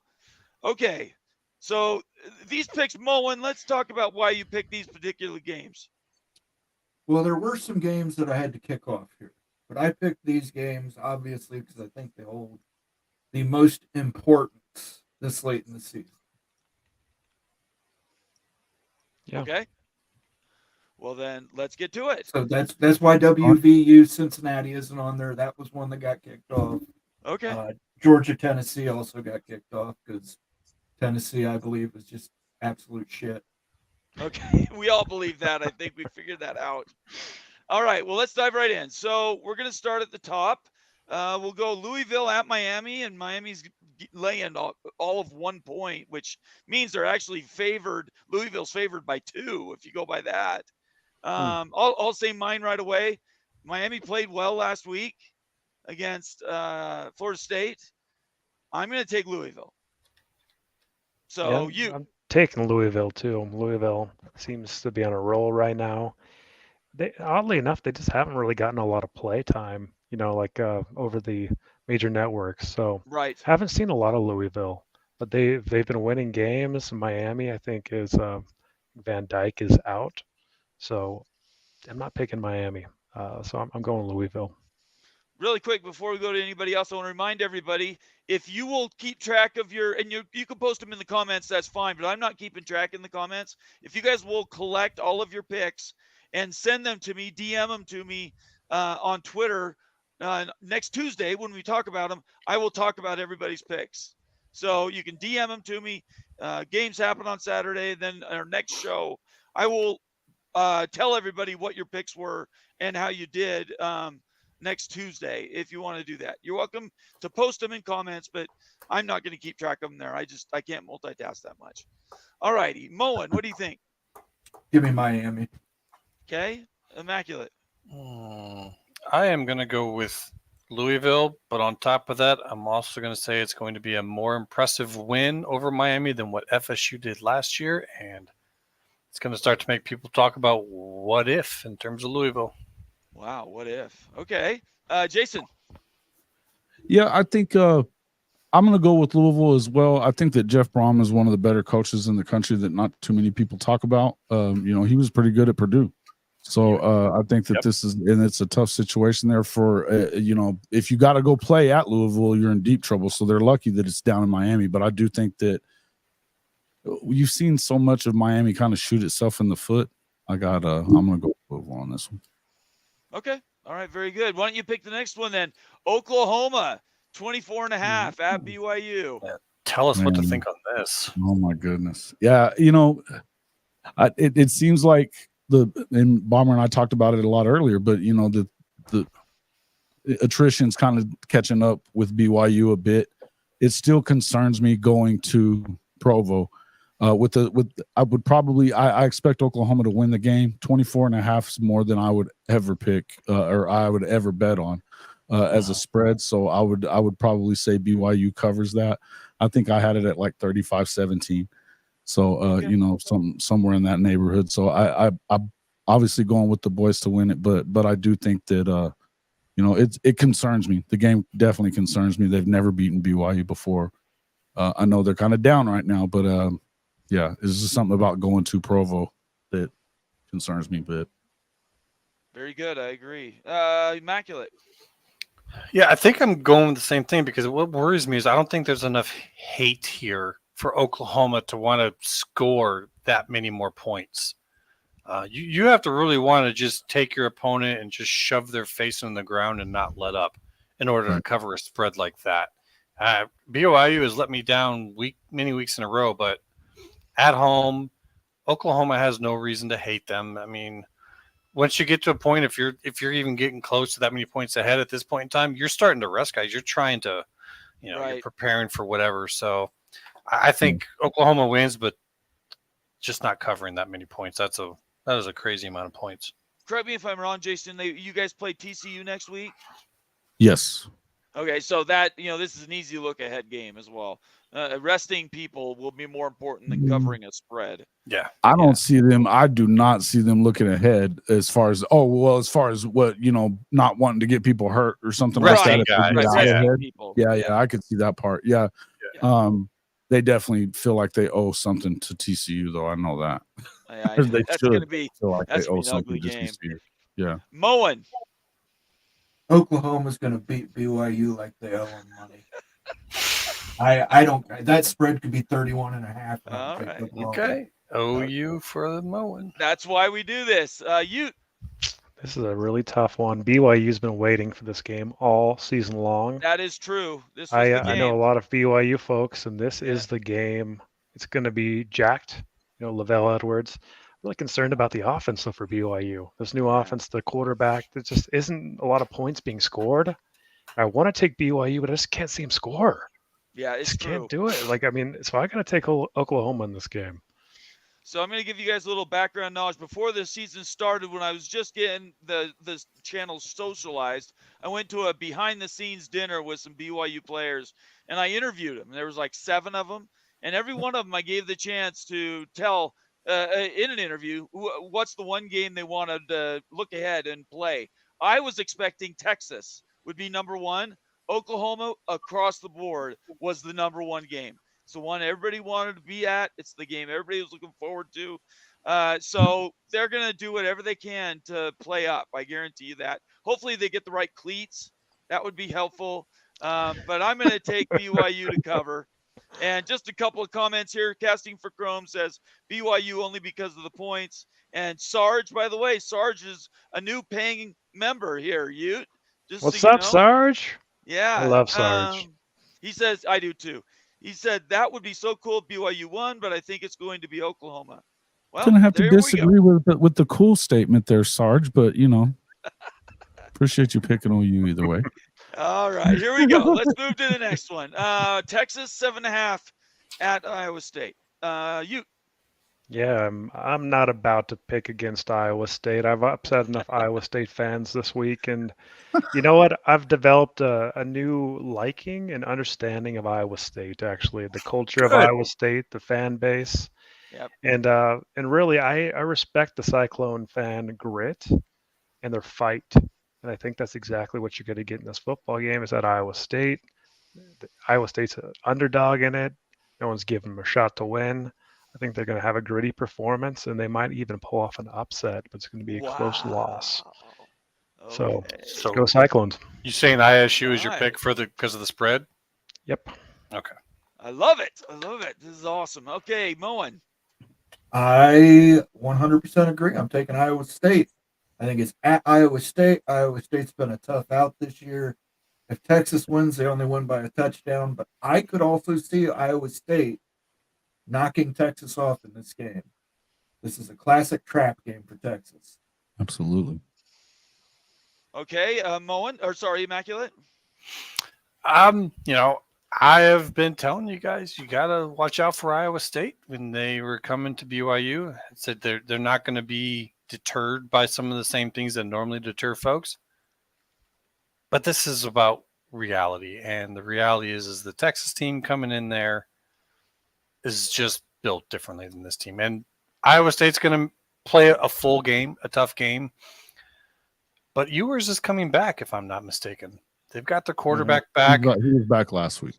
Yeah, he's back. He's good. And I say, that's basically 1 touchdown and a field goal. And I think Texas will win by at least that. I do think it's not going to be a blowout, but I am going Texas. Check down Quinn. Is it me now? Go ahead. This is absolutely the place that Texas could get beat. In fact, they've been trying to get beat for about 4 or 5 weeks now. If it wasn't for a missed extra point by Kansas State, they lose that one at home. They should have lost probably last week to TCU as well. The only team that they've beaten soundly over the last 4 or 5 weeks was BYU, and that was at home. And they, and honestly, they kept them in the game a lot longer than they should have. Yes, they did. Aside from their game with Alabama, you have not seen them look great, and it didn't matter if you have check down Quinn in there or not. I think that you're going to see them lose a game down the stretch. And I think it's this one. This is a tough place to play. A year ago at home, it took Xavier Hutchinson missing a pass in his hands at the 5-yard line. There wasn't anyone within 20 yards of the dude, and he drops the ball. And a missed targeting call and a fumble that wasn't is the only difference between them losing the game last year. I think that on the road in Ames, tough place to play, cold. This is just the place that 7-win Sark goes back to 7-win Sark. All Absolutely right. take the points. I have fallen in love with Iowa State. I think it's been the Big 12 is just fantastic. Ute has seen a lot of that over these past weeks. Mhm. How cool the Big 12 is, and it's gonna be great having those new 4 teams in next year. And Iowa State, I think, is gonna bushwhack these guys. And I agree. I think they might win it outright. They're better than people think they are, and they're at home. So I'm definitely taking Iowa State and the points. I think that Iowa State and Bomber, I think that they've got a culture like in that program, that Cyclone program, kind of like a BYU and Utah. That's what I I'm agree with coming to that. realize, like that they're Yeah. underdogs, they punch up, right? And like they're going to really make it painful on you and everything. So I like them in this game and in the future in a lot of games. So Exactly right. You are 100% right. And I think people need to appreciate these new rivalries that we're trying to build, right? The Big 12's changing. And so some of these games are going away, which means other ones are open. And it's going to be a lot of fun building that up next year. All right. So I took Iowa State. We'll move to the next one. Utah, Arizona. I am going to stick with the Utes. And that's it. Ute. just that's it. That's That's it. it? I know they're very, very Volume. good. I think Arizona's too good too, but Utah continues to overperform with all the injuries and stuff. It's not even. I didn't even hesitate when I saw that. So Sarge and CK and Ute Nation out there, I hate this football game. I hate it. I think a lot of Ute fans hate it. Coming off an emotional loss to Washington, going down to Tucson's always been a trouble. Big trouble for the Utes. This Arizona team's hot, maybe the hottest in the nation. Everything's working for them. Like it's one of those games that you just don't like going into with the momentum. I can never pick against the Utes though, unless like it's just completely outside the realm of possibility that hitting like a spread line. This one, it's just a straight up pick, essentially. So I'm gonna have to go Utah, but I don't feel good about this game. I've got very low confidence, to be honest with you. And so if Kyle Whittingham pulls this one out, this is going to be a masterful coaching job, the best coaching job of the year if he wins this football game. Wow, I So love it. so you're saying Utah? Utah.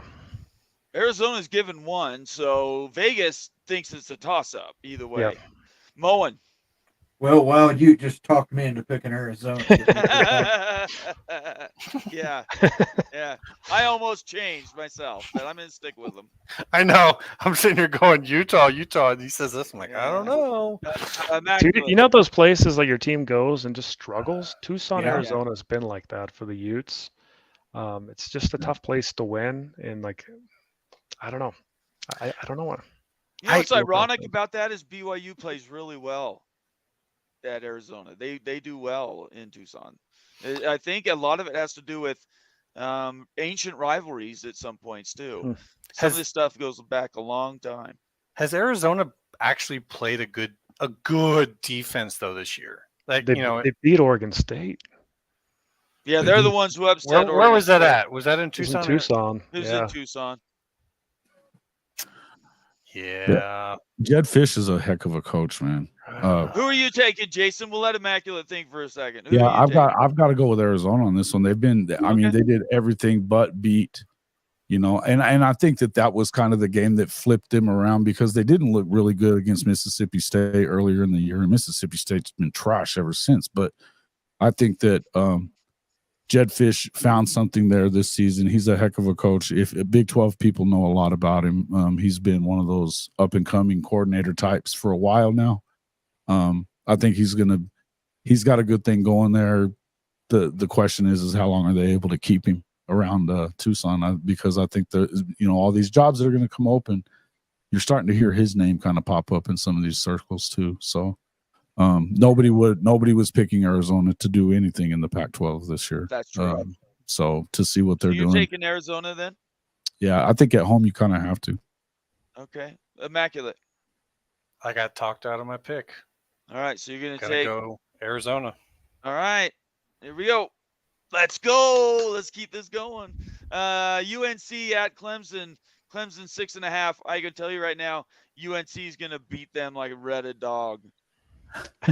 No. Yes, they are. No, they're not. Clemson is overrated.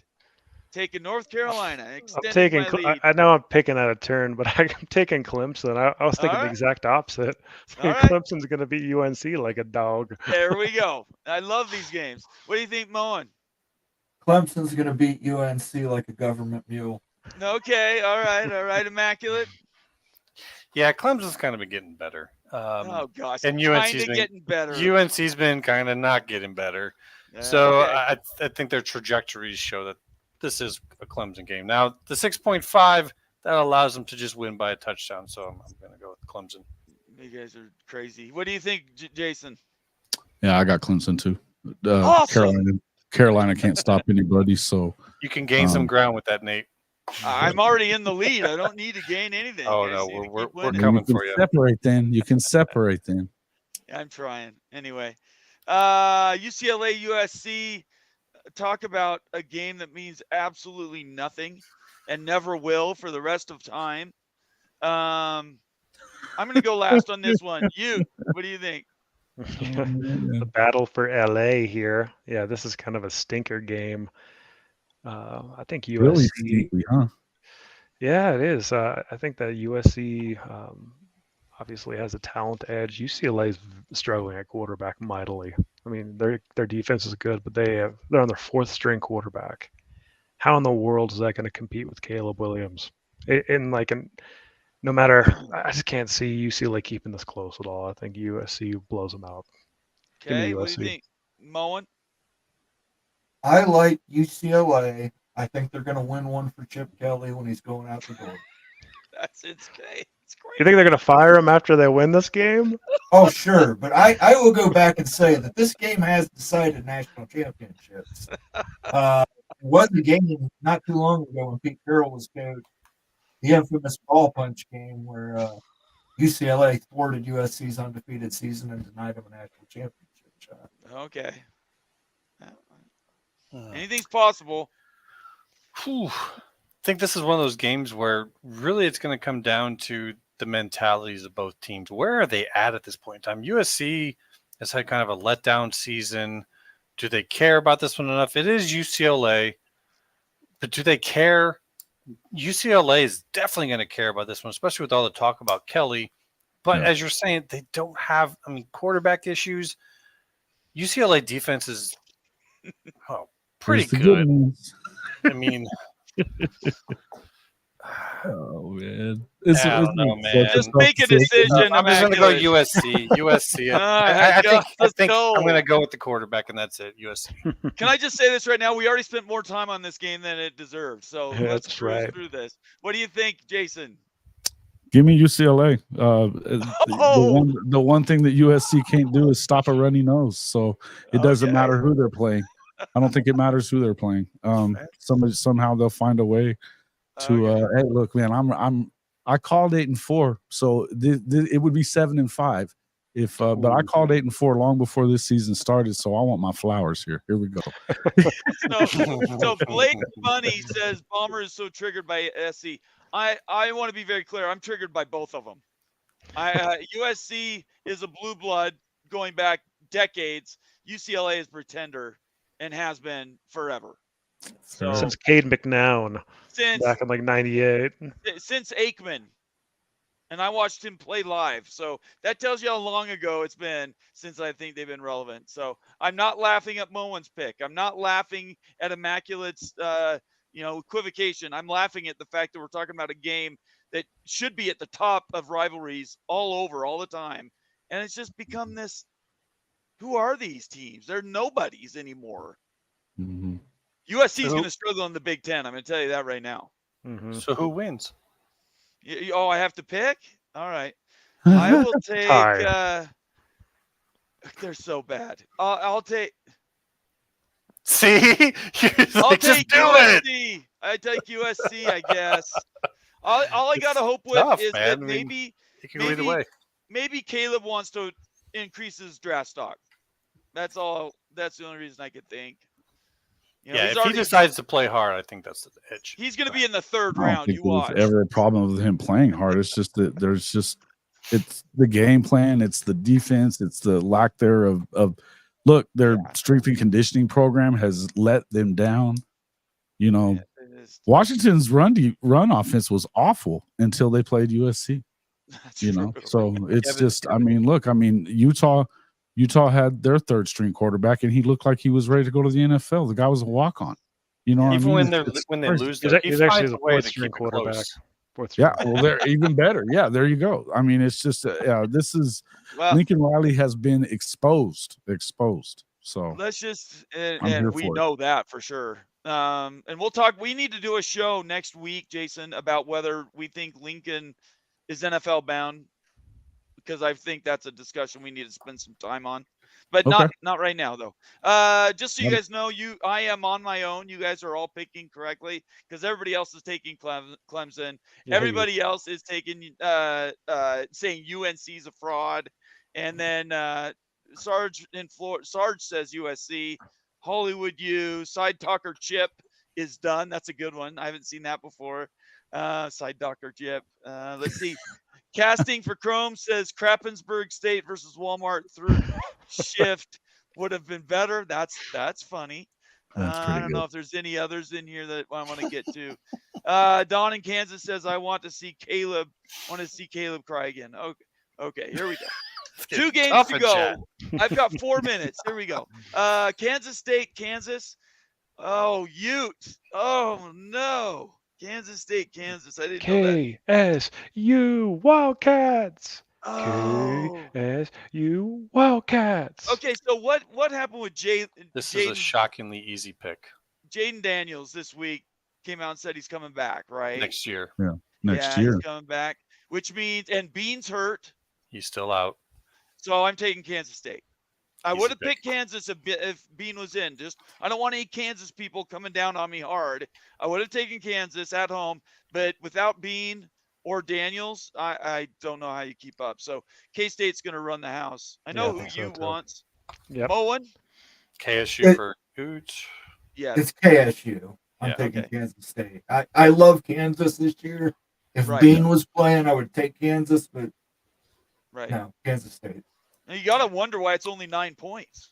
Wait, what? Jeff Woodworth in chat is saying Bean is going to play. Oh, is he healthy? No, Bean's not playing. I thought he was out for the season. I I thought he for- was done, out. I but thought if he he's was out back, as well. I have to think about this. If Bean is not playing, I don't have to. Can think somebody about do a double check on that? Quickly type in ESPN and see if he's hurt or not. Because I will change my vote if he's healthy. Let me tell you this. This would be win number 15 in a row for Kansas State in this series. And I don't think that Jason Bean would be the guy that's going to change that. I think that if you're going to change that, it would be, Jalen Daniels that would do it. Right. But to me, this is KSU. Okay. Again, they're going to be. They've beaten them 14 times in a row. I really like Lance Leipold. I love what he's doing there, but I don't think that they're going to be able to block up that Okay. that KSU defensive front like they have some of the teams this year. All right. Well, I'm find, just going to go with Jason then. I'm just going to say Kansas State. I'm going to. all I can find is Lance Leipold, and this is all from 4 days ago, saying that he's optimistic that Bean will play. Okay. All right. Mr. So Monkey it's says all- coach is saying Bean getting some snaps, but it may be a smoke screen. I'm I still mean, going you're not gonna, I'm you still- want them to prepare for everybody, right? I think You know. isn't. Yeah. Did we all do KSU right? I'm just making Yeah. sure I get this. Okay. Yeah. Cam's playing this weekend, right? Isn't You Cam suck, coming off the dude. bench? You suck so bad, Palmer. I think Cam Rising is going to be playing on Saturday. So Cam. if you're betting right now in Vegas, watching us live, just take it from me. Cam Rising is playing tomorrow. He will star and he will put up 900 points against a lacking Arizona defense. That's I'm right. just telling you right That's now. right. We're gonna shock the world. He is the world. second coming. Next year's going to be fun. All I can say is next year's going to be fun. All right, last pick, and then I got a jet. Washington at Oregon State. I'm going to pick last because I'm a Washington homer, and I don't think we have. Have you seen Becky or Pickles? No, I haven't seen any of either our them. Washington folks. All right, so I'll have to represent all of Husky Nation. So I'm going to start with Jason. We'll go reverse order this time. Jason, Washington at Oregon State. Oregon State's basically getting the field goal. Give me DJU and the Beavers. Okay. Nice. Very good. All right. Let's see. Immaculate. Well, I think that this spread has actually got closer, but Actually, it's gone farther away. It started at 1 point. okay, so it's going the other It's direction. gone the other way. Yeah, the I money thought I has saw all something been with one. the money has all been on Washington. This is so tough, but you know what? I'm gonna live on it too. I'm gonna go Oregon State. Okay, Moen. I still haven't forgiven Washington for not covering. Give me the Beavers. Okay. So does that mean you're taking Oregon State at home? I'm taking Oregon State. Give me the Beaver. All right. I got Beaver fever. So it's my Beaver show, so I get to fever. go last. So I get to go after Ute, Mhm. whose team has played both these teams. So yeah, playing at Oregon State is really difficult. The chainsaws are going everywhere. It's just Yeah, madness. man. It's just like Friday the 13th out there. Seriously. And then Washington, last week the aerial attack that Penix brings to the table Right. with, Rome and all the receivers. It's a tough one. That's why the spread's close. I think the difference really is Michael Penix and his experience in big games and his age and just maturity. And I think that Washington pulls this one out close. You dub. So this is Washington's might be their last chance for a while to compete for a national championship and get into the playoff. They're moving to a conference that is going to bully them, punch them in the face, and it's going to be extremely tough to win in the Big Ten. So I think they're pulling out all the stops to win this game. I think you're going to watch for flea flickers, halfback passes, fake punts. Everything's going to be on the table because they know this is the one game that's stopping them from possibly getting there. So I'm going to take Washington because I'm a Washington homer, but I will tell everybody watching that Oregon State absolutely can win this game and maybe should win this game. All the money's been on Oregon State, so they give more points. I said that wrong earlier. So they give more points to Washington, and I'm still not sure it's going to make a difference. So I'll take Washington, but it's really a pick 'em. Kesting for Chrome says he's going to be at the game. Oh, heck yeah. Which is Yeah. incredible. That is so awesome. And we need some stories after that. Yeah, well, yeah, you have to come back and report. Maybe you can come on the show. That'd be fantastic. Sarge also picked Washington, so I'm not alone. But yeah, that's where we're at. So I'm gonna turn the show over to you guys. I'll get this screen taken off here. And What did you say on Oklahoma, by the way? You said OU or BYU? oh, I said BYU to cover. That's what I thought. Okay. Because I agree with the assessment that I think they'll pull their people up. They'll get up 35 to maybe 7, and then they'll pull out all their people. And then I think BYU is motivated to score some points finally. So, yeah, I think it's going to be closer than 24.5. Okay. You're good. All right, guys. I will Okay, talk take to care, you Bomber. later. You guys have a Yeah, great Bomber, night. thanks for Jason, having me good on. to see you. Appreciate of it. course, absolutely. You guys have a great night. Everybody out there in the Twitterverse and the YouTubeverse, have a great weekend. And we will see you guys next Tuesday. We'll say peace out and stay out of trouble, will you? Night Bomber. So Mr. Monkey says if KU has to play a true freshman third string QB against KSU, they'll keep it within 9.5. That is actually incredible. Yeah, I mean it's going to be a tough stretch there. I think that Kansas is back to where they can compete with KSU, but I still think that it's just kind of It's unfortunate. It is unfortunate that this is going on, but I think that Lance Leipold is the real deal when it comes to coaches. I think that if there's another coach that if A&M was smart, they would back the Brinks truck up to him and go get him.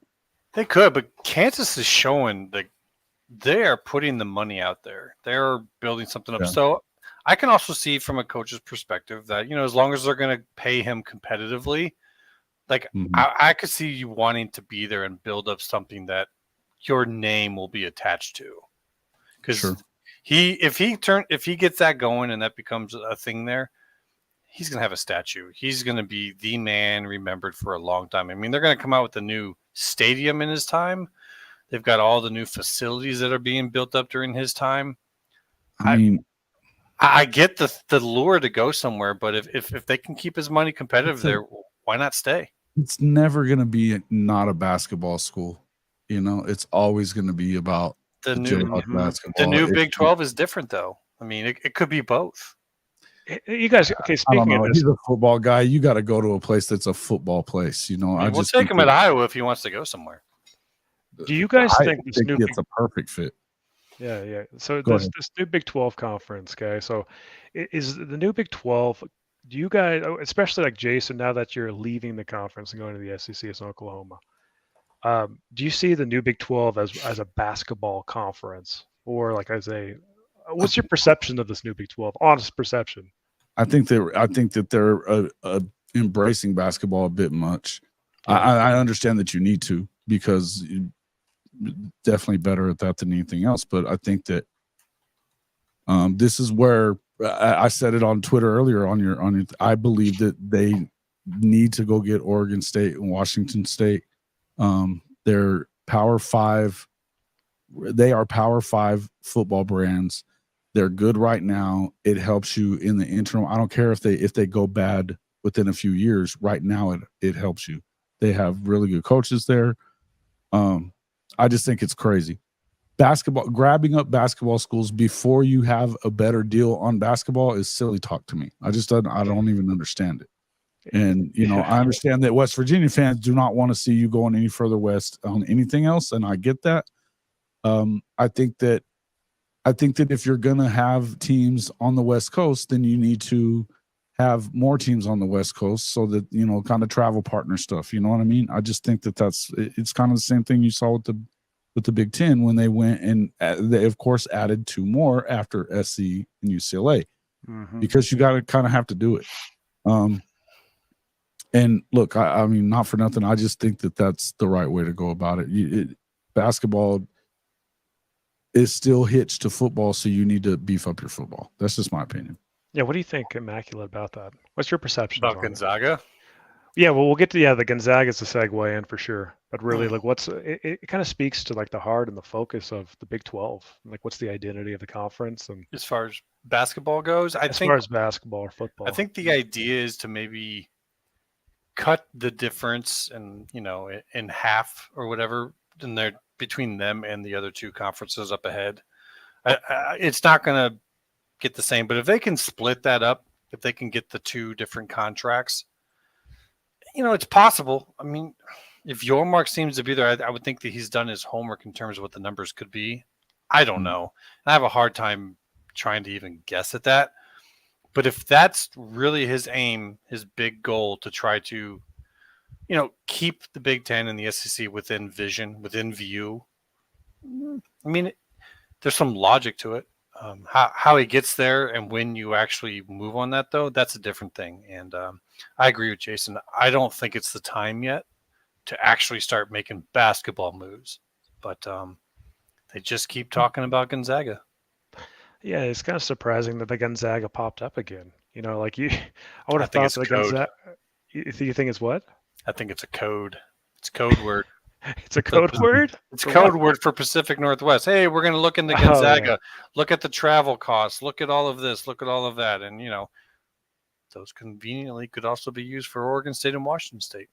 It blows my mind how this will come out right now, especially with all the smoke surrounding the ACC. You know, like with schools possibly jumping over the next few years, and like as we heard, you know, Q1 of 24, how Clemson, Florida State are going to make it known in some way, shape, or form that they're going to leave the ACC. Everyone knows this. I mean, this isn't secret information anymore. It's pretty out there, and I'm surprised that the Big 12 would even look at pursuing something like Gonzaga when you could have ACC schools. And like Jason, you mentioned it, West Virginia, throw these guys a bone. Throw them some rivalries, right? Well, and I think that you want to do that, but I also think that I think it's a pipe dream to think you're going to get some of those schools that they're acting like they're going to get, Duke and Carolina. None of those guys are going to the freaking Big 12. I'm sorry, they're not. You know, they are the brands in that league. You know what I mean? So Clemson, Miami, none of them. They're not. That's not happening. You know. So to me, yes, you can. And it sounds like Pitt doesn't want to. I don't know what's going to end up happening there. I feel like you're probably going to have to. And I don't know how long it's going to be, because to be honest with you, that's the other part is that if you're listening to the Big Ten and the SEC right now, they don't want to expand anymore. You know, I mean, Moen, what are your? I mean, I keep. Well, if it's Notre Dame, they're expanding. They're Sure, expanding Notre Dame. tomorrow Right. for Notre Dame. If North But Notre Carolina Dame was is in a available, big hurry. yeah, but if North Carolina was available, they would immediately expand for North Carolina. Those are the only two that I think are immediate for them, where it's 100%. We would go Right. get them today. That's been a desire of theirs for a long time. People don't realize that, but the Big Ten, for whatever reason, they love themselves some Tar Heels. Mhm. Yeah, I think that it's, I don't know, like it seems like the identity of the Big 12, and I know there's a lot of disagreement about this, needs to shift from basketball to more balance to more of even a football priority. And right now, like I think the Big 12 in its current makeup without Texas and Oklahoma is too basketball heavy and too basketball focused and too much basketball conversation. Financially and like prestige wise, you need to have more of a focus on football. I love Brett Yormark. He pulled the four corners. He pulled the Utes over to the Big 12. I think he's a complete baller. The only concern with the guy I've got is his obsession with basketball. He's obsessed with basketball because he Yeah. comes from New York, and he was running the Nets. And so I think that he, in his bias and obsession towards basketball, is pulling this type of stuff and looking at a school like Gonzaga when they don't really make a lot of long-term sense for the Big 12 if the Big 12 is serious about being a Super 3 conference. I think that this type of decision will make it so the Big 12 could rise up or fall back in the Super 3 conversation, meaning the SEC, the Big 10, and the future Big 12. But you can't add basketball schools like Gonzaga and UConn if you want to be considered a super conference and one of these mega conferences. You need football brands. You need to go east. And like I'm just convinced of it. I think the Big 12 could get some ACC schools in the future, but the one thing that they're going to have to face is that it's not going to be on the Big 12's timeline. So you're really, as the Big 12, you're waiting for the SEC and the Big 10 and the ACC and ESPN and Fox to get that whole situation figured out. And you're sitting there at the end going, we'll certainly help out. You want to send us to Louisville. You want to, maybe a Pitt, maybe a Georgia Tech, maybe, a Syracuse, whatever. There'll be something there, but the Big 12 isn't driving that bus. So if they want to do something in the meantime, work on something, whatever, he's working on this, I guess. And I don't think that they're going to take Gonzaga anytime soon. I don't know why it keeps coming up. I only suggest that maybe it means something else. But eventually, I think eventually that he's going to start looking at those schools. And he says that basketball is more of a future sport and that the young kids seem to be gravitating more to it than they are to football. And so I think for him, it's a long term. So I agree with you that I don't think there's a rush to get Gonzaga. It's just for some reason they keep bringing them up. Yeah, and Jason, like you mentioned, like UNC is probably they're not going to be a candidate for the Big 12, right? I mean, UNC is going to be SEC or Big 10 bound. I mean, there's going to be a fight for UNC between those two. But like you're looking at your Louisvilles, you're looking, at your Virginia Techs, right? Like in these brands that are more in line probably with the Big 12 help brands. the travel partners there on the East Coast now. I definitely agree with that, but I also think that you have to be willing to expand beyond where SEC and the Big 10 is. I think if you're the Big 12, I think that you need to be willing to get bigger, and to because you have to. I think you have to have more to keep up with that money. You know what I mean? To keep that. You know what I mean? And I don't know where the line is in delusion and additive, or dilutive and additive. I don't know what the line is there, but honestly, I think that it would certainly help for you to grab those. I just still think that Oregon State and Washington State are no-brainers for me. This is a league that is by and large on the West Coast. Make sure you finish that off. Just finish that part off, and then you can go ahead and go east. I still am of the belief that I think that if they could have already dissolved that conference, they would have already dissolved that conference. It's just I don't know. I could be wrong though. So you mean in terms of like Oregon State, Washington State, or No, I'm talking about the ACC. I think if they could going out. blow that thing up, they would have already done it, right? I mean, I don't know how much you want to go into this, Oot, but in terms of the ACC, I think that's going to be a large scale negotiation. It's going to require the ACC involved. It's going to require ESPN involved. They're going to need to find homes for, Florida State, Clemson, maybe like a North Carolina State and Virginia Tech in the SEC. So the SEC is probably going to have to give up 2 conference games for a conference schedule in order to help pay for that. If the Big Ten takes Virginia and North Carolina, they're going to have to move to 10 games in order to pay for it, because they do have to find a short-term way to pay for this in order to make the network say, yeah, okay, we'll do that. But at the same time, if you're going to do this at all with the ACC, you got to do it big time. You can't have waves of departures because there's going to be exit fees involved.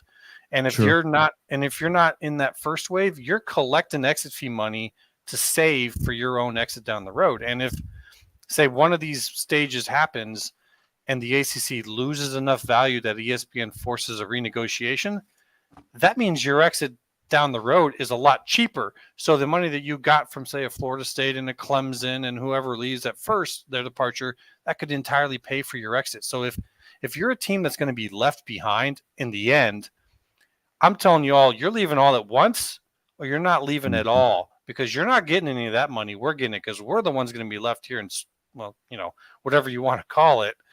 And you want all of that money. So that's a hard process. I don't know how it comes about, but it's going to be difficult, and it's going to take time to come up with a number that, one, gives you the maximum amount of money coming in for the schools leaving, but at the same time allows a school like North Carolina State to pay it, that allows a school like Virginia Tech to pay it, that allows maybe a Louisville, maybe a Georgia Tech.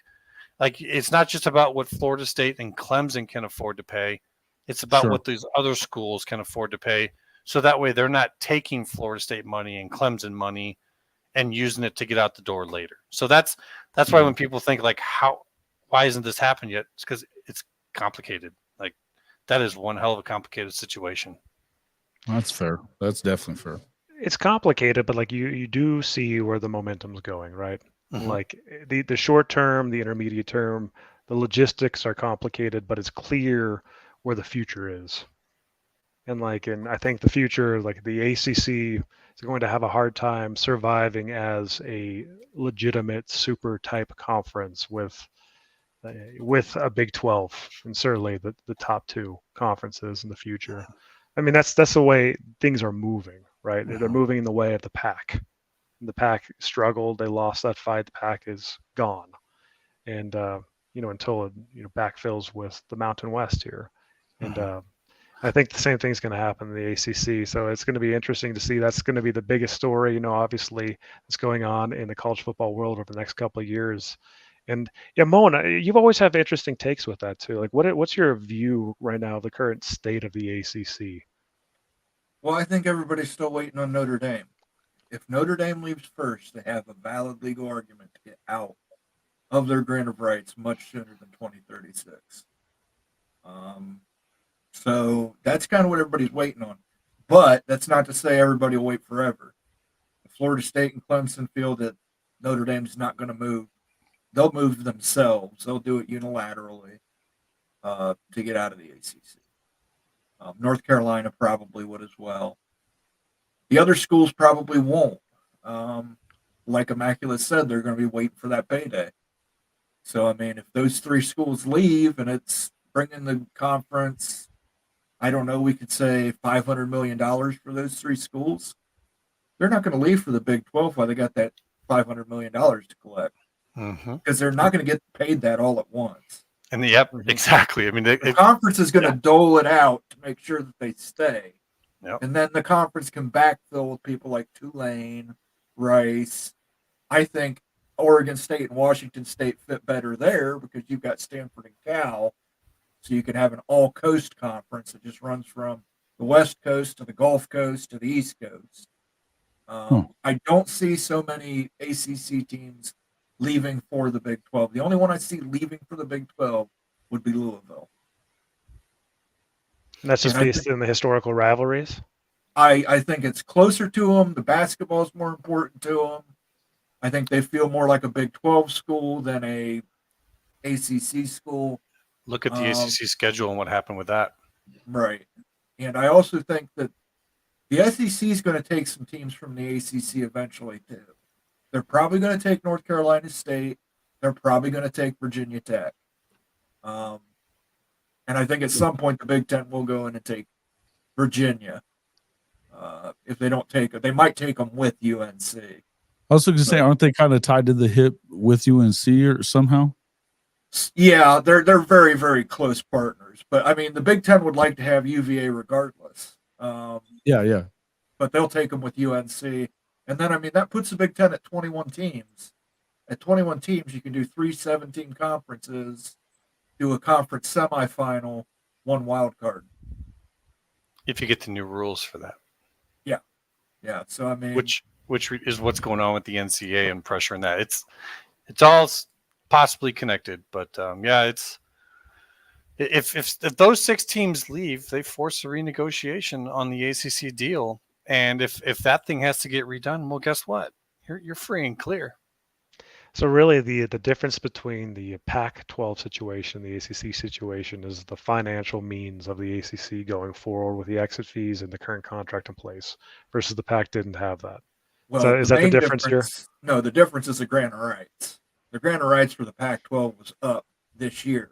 The grant of rights for the ACC is up in 2036, unless Notre Dame leaves.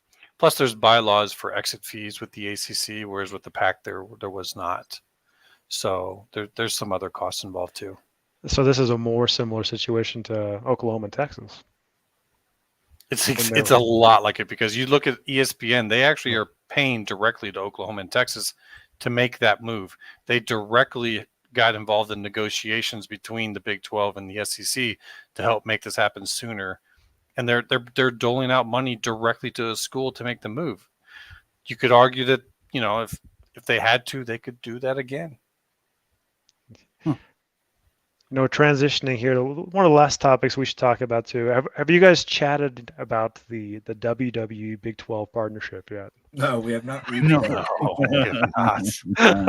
I've got to hear your takes on this.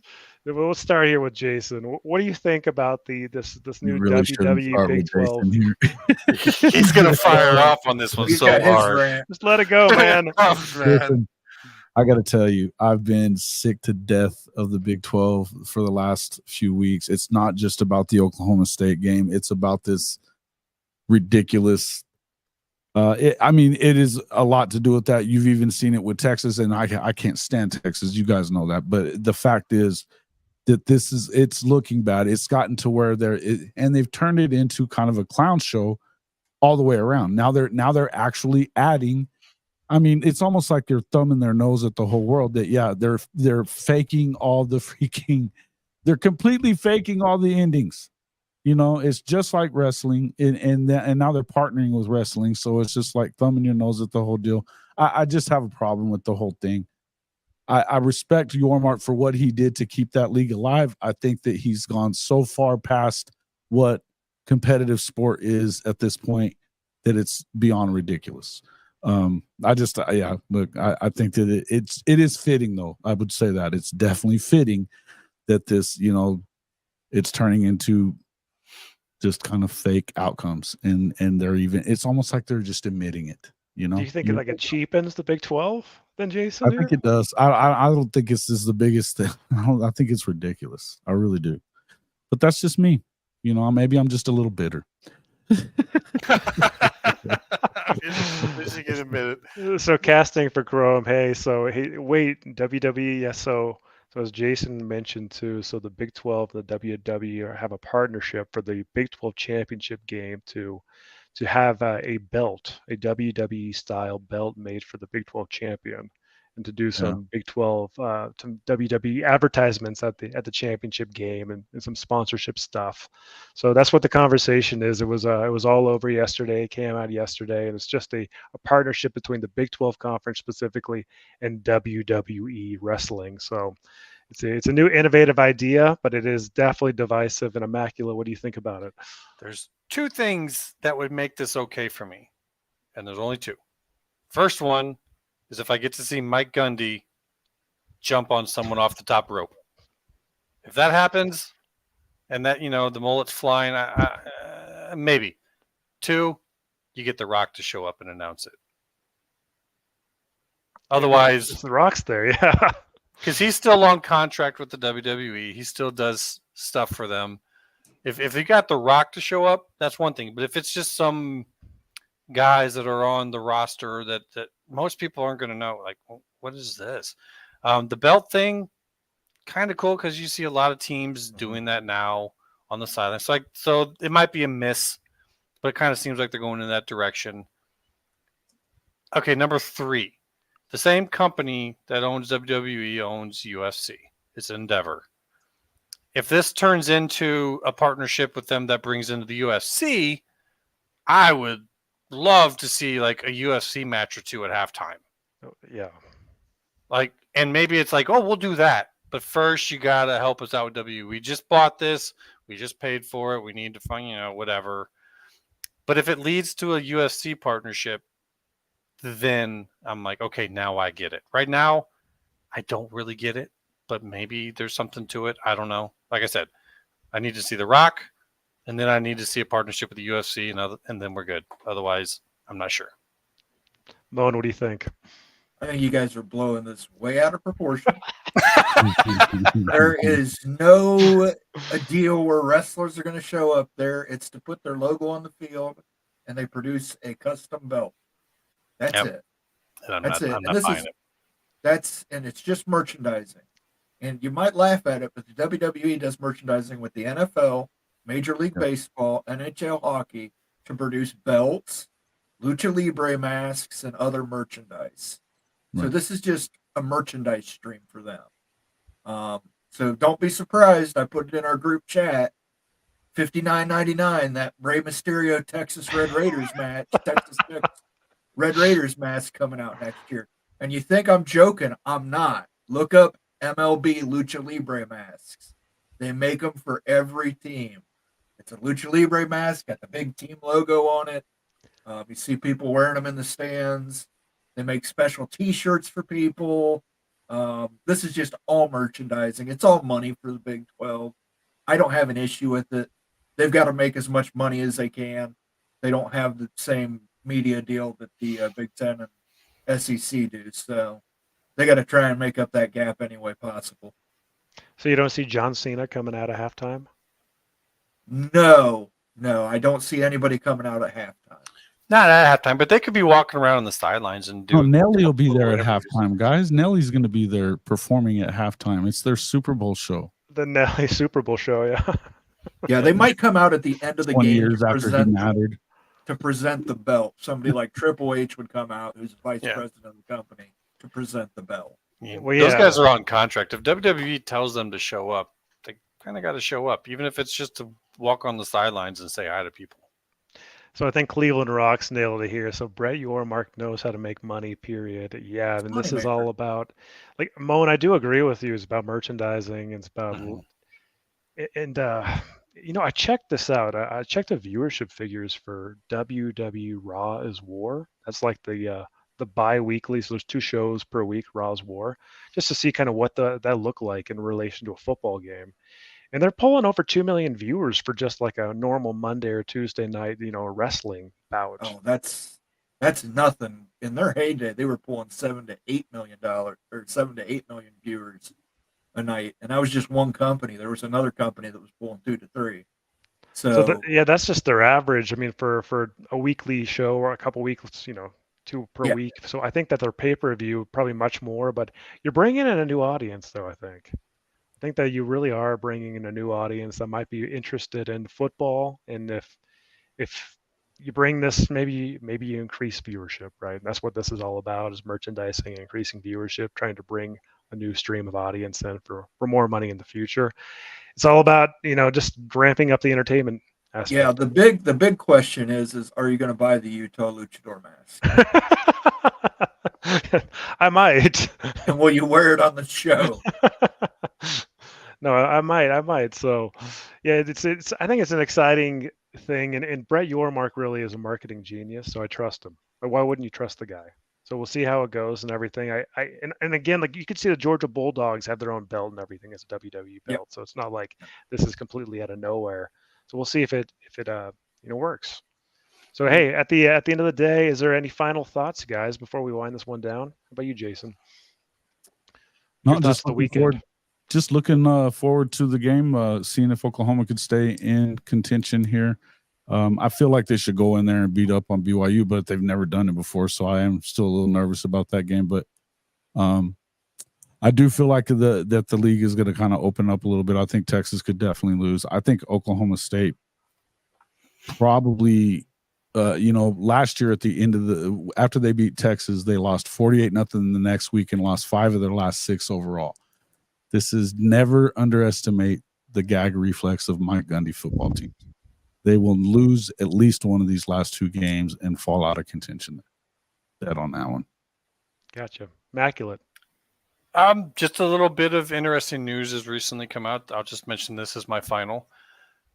The Washington State and Oregon State filed an emergency motion to accelerate the briefing schedule with the Supreme Court, and they were granted that.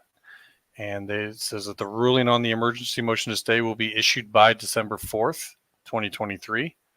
Interestingly enough, that's the date that the transfer portal starts. So it looks like we are going to get movement on that very soon in terms of finding out on that. So there is not a whole lot of time for that settlement to be worked out if that's going to happen. So, but that besides that, I'm looking forward to some of these games, but some of these games, man, these might turn out to be duds. So I'm kind of looking forward to getting the CFP picture cleared up most of all. Absolutely. Yeah. Moan. Well, I'd be remiss if I didn't mention Michigan on the way out. And blending in the pro wrestling thing, I have to play this soundbite one more time. Jay Harbaugh is waiting for this phone call. Thank you, fuck you, bye, boom. That's James E. Cornette. Oh, man. Is that a drop the mic right there? That is. That's a mic drop. So we'll see here this weekend. Utah and Arizona are going to be in for a battle again. Like a lot of Ute fans, a little nervous about this game. Tough luck in Tucson. Typically, the Utes have got the last win or 2 out down there when Arizona was down bad. But it's going to be a tough game. This Michigan stuff is amazing. Honestly, it is so fun. It's just fun to pay attention to. Being an outsider and everything. It's just so crazy the story that's going on right now at Michigan. Like it really is. Like it seems like we're getting just every chapter, it's like a chapter book. Every chapter we're getting something juicier and juicier and stuff. And it's just we're getting to that bottom of the iceberg sooner or later. I love it. It's just riveting surreal stuff. Yeah, it really is. And It's surreal. And like the cheating, the complexity and the depth of the cheating and everything else, and covering information up, and Presidents getting involved. I mean, it's beyond crazy, right? Like it's such a story and everything. It's going to keep, this news is just going to keep cycling out. But man, really, how are you going to let these guys, if they keep winning, if Ohio State doesn't take care of Michigan in a week and a half or whenever that game is, how are you going to let those guys in the Big Ten championship game, given all the stuff? I don't know. That's going to be a thing to watch for. But awesome stuff. And you know what? It's going to be good to watch and everything. And as always, go Utes. And thanks all for tuning in. And we'll see you later. Thanks for having me on.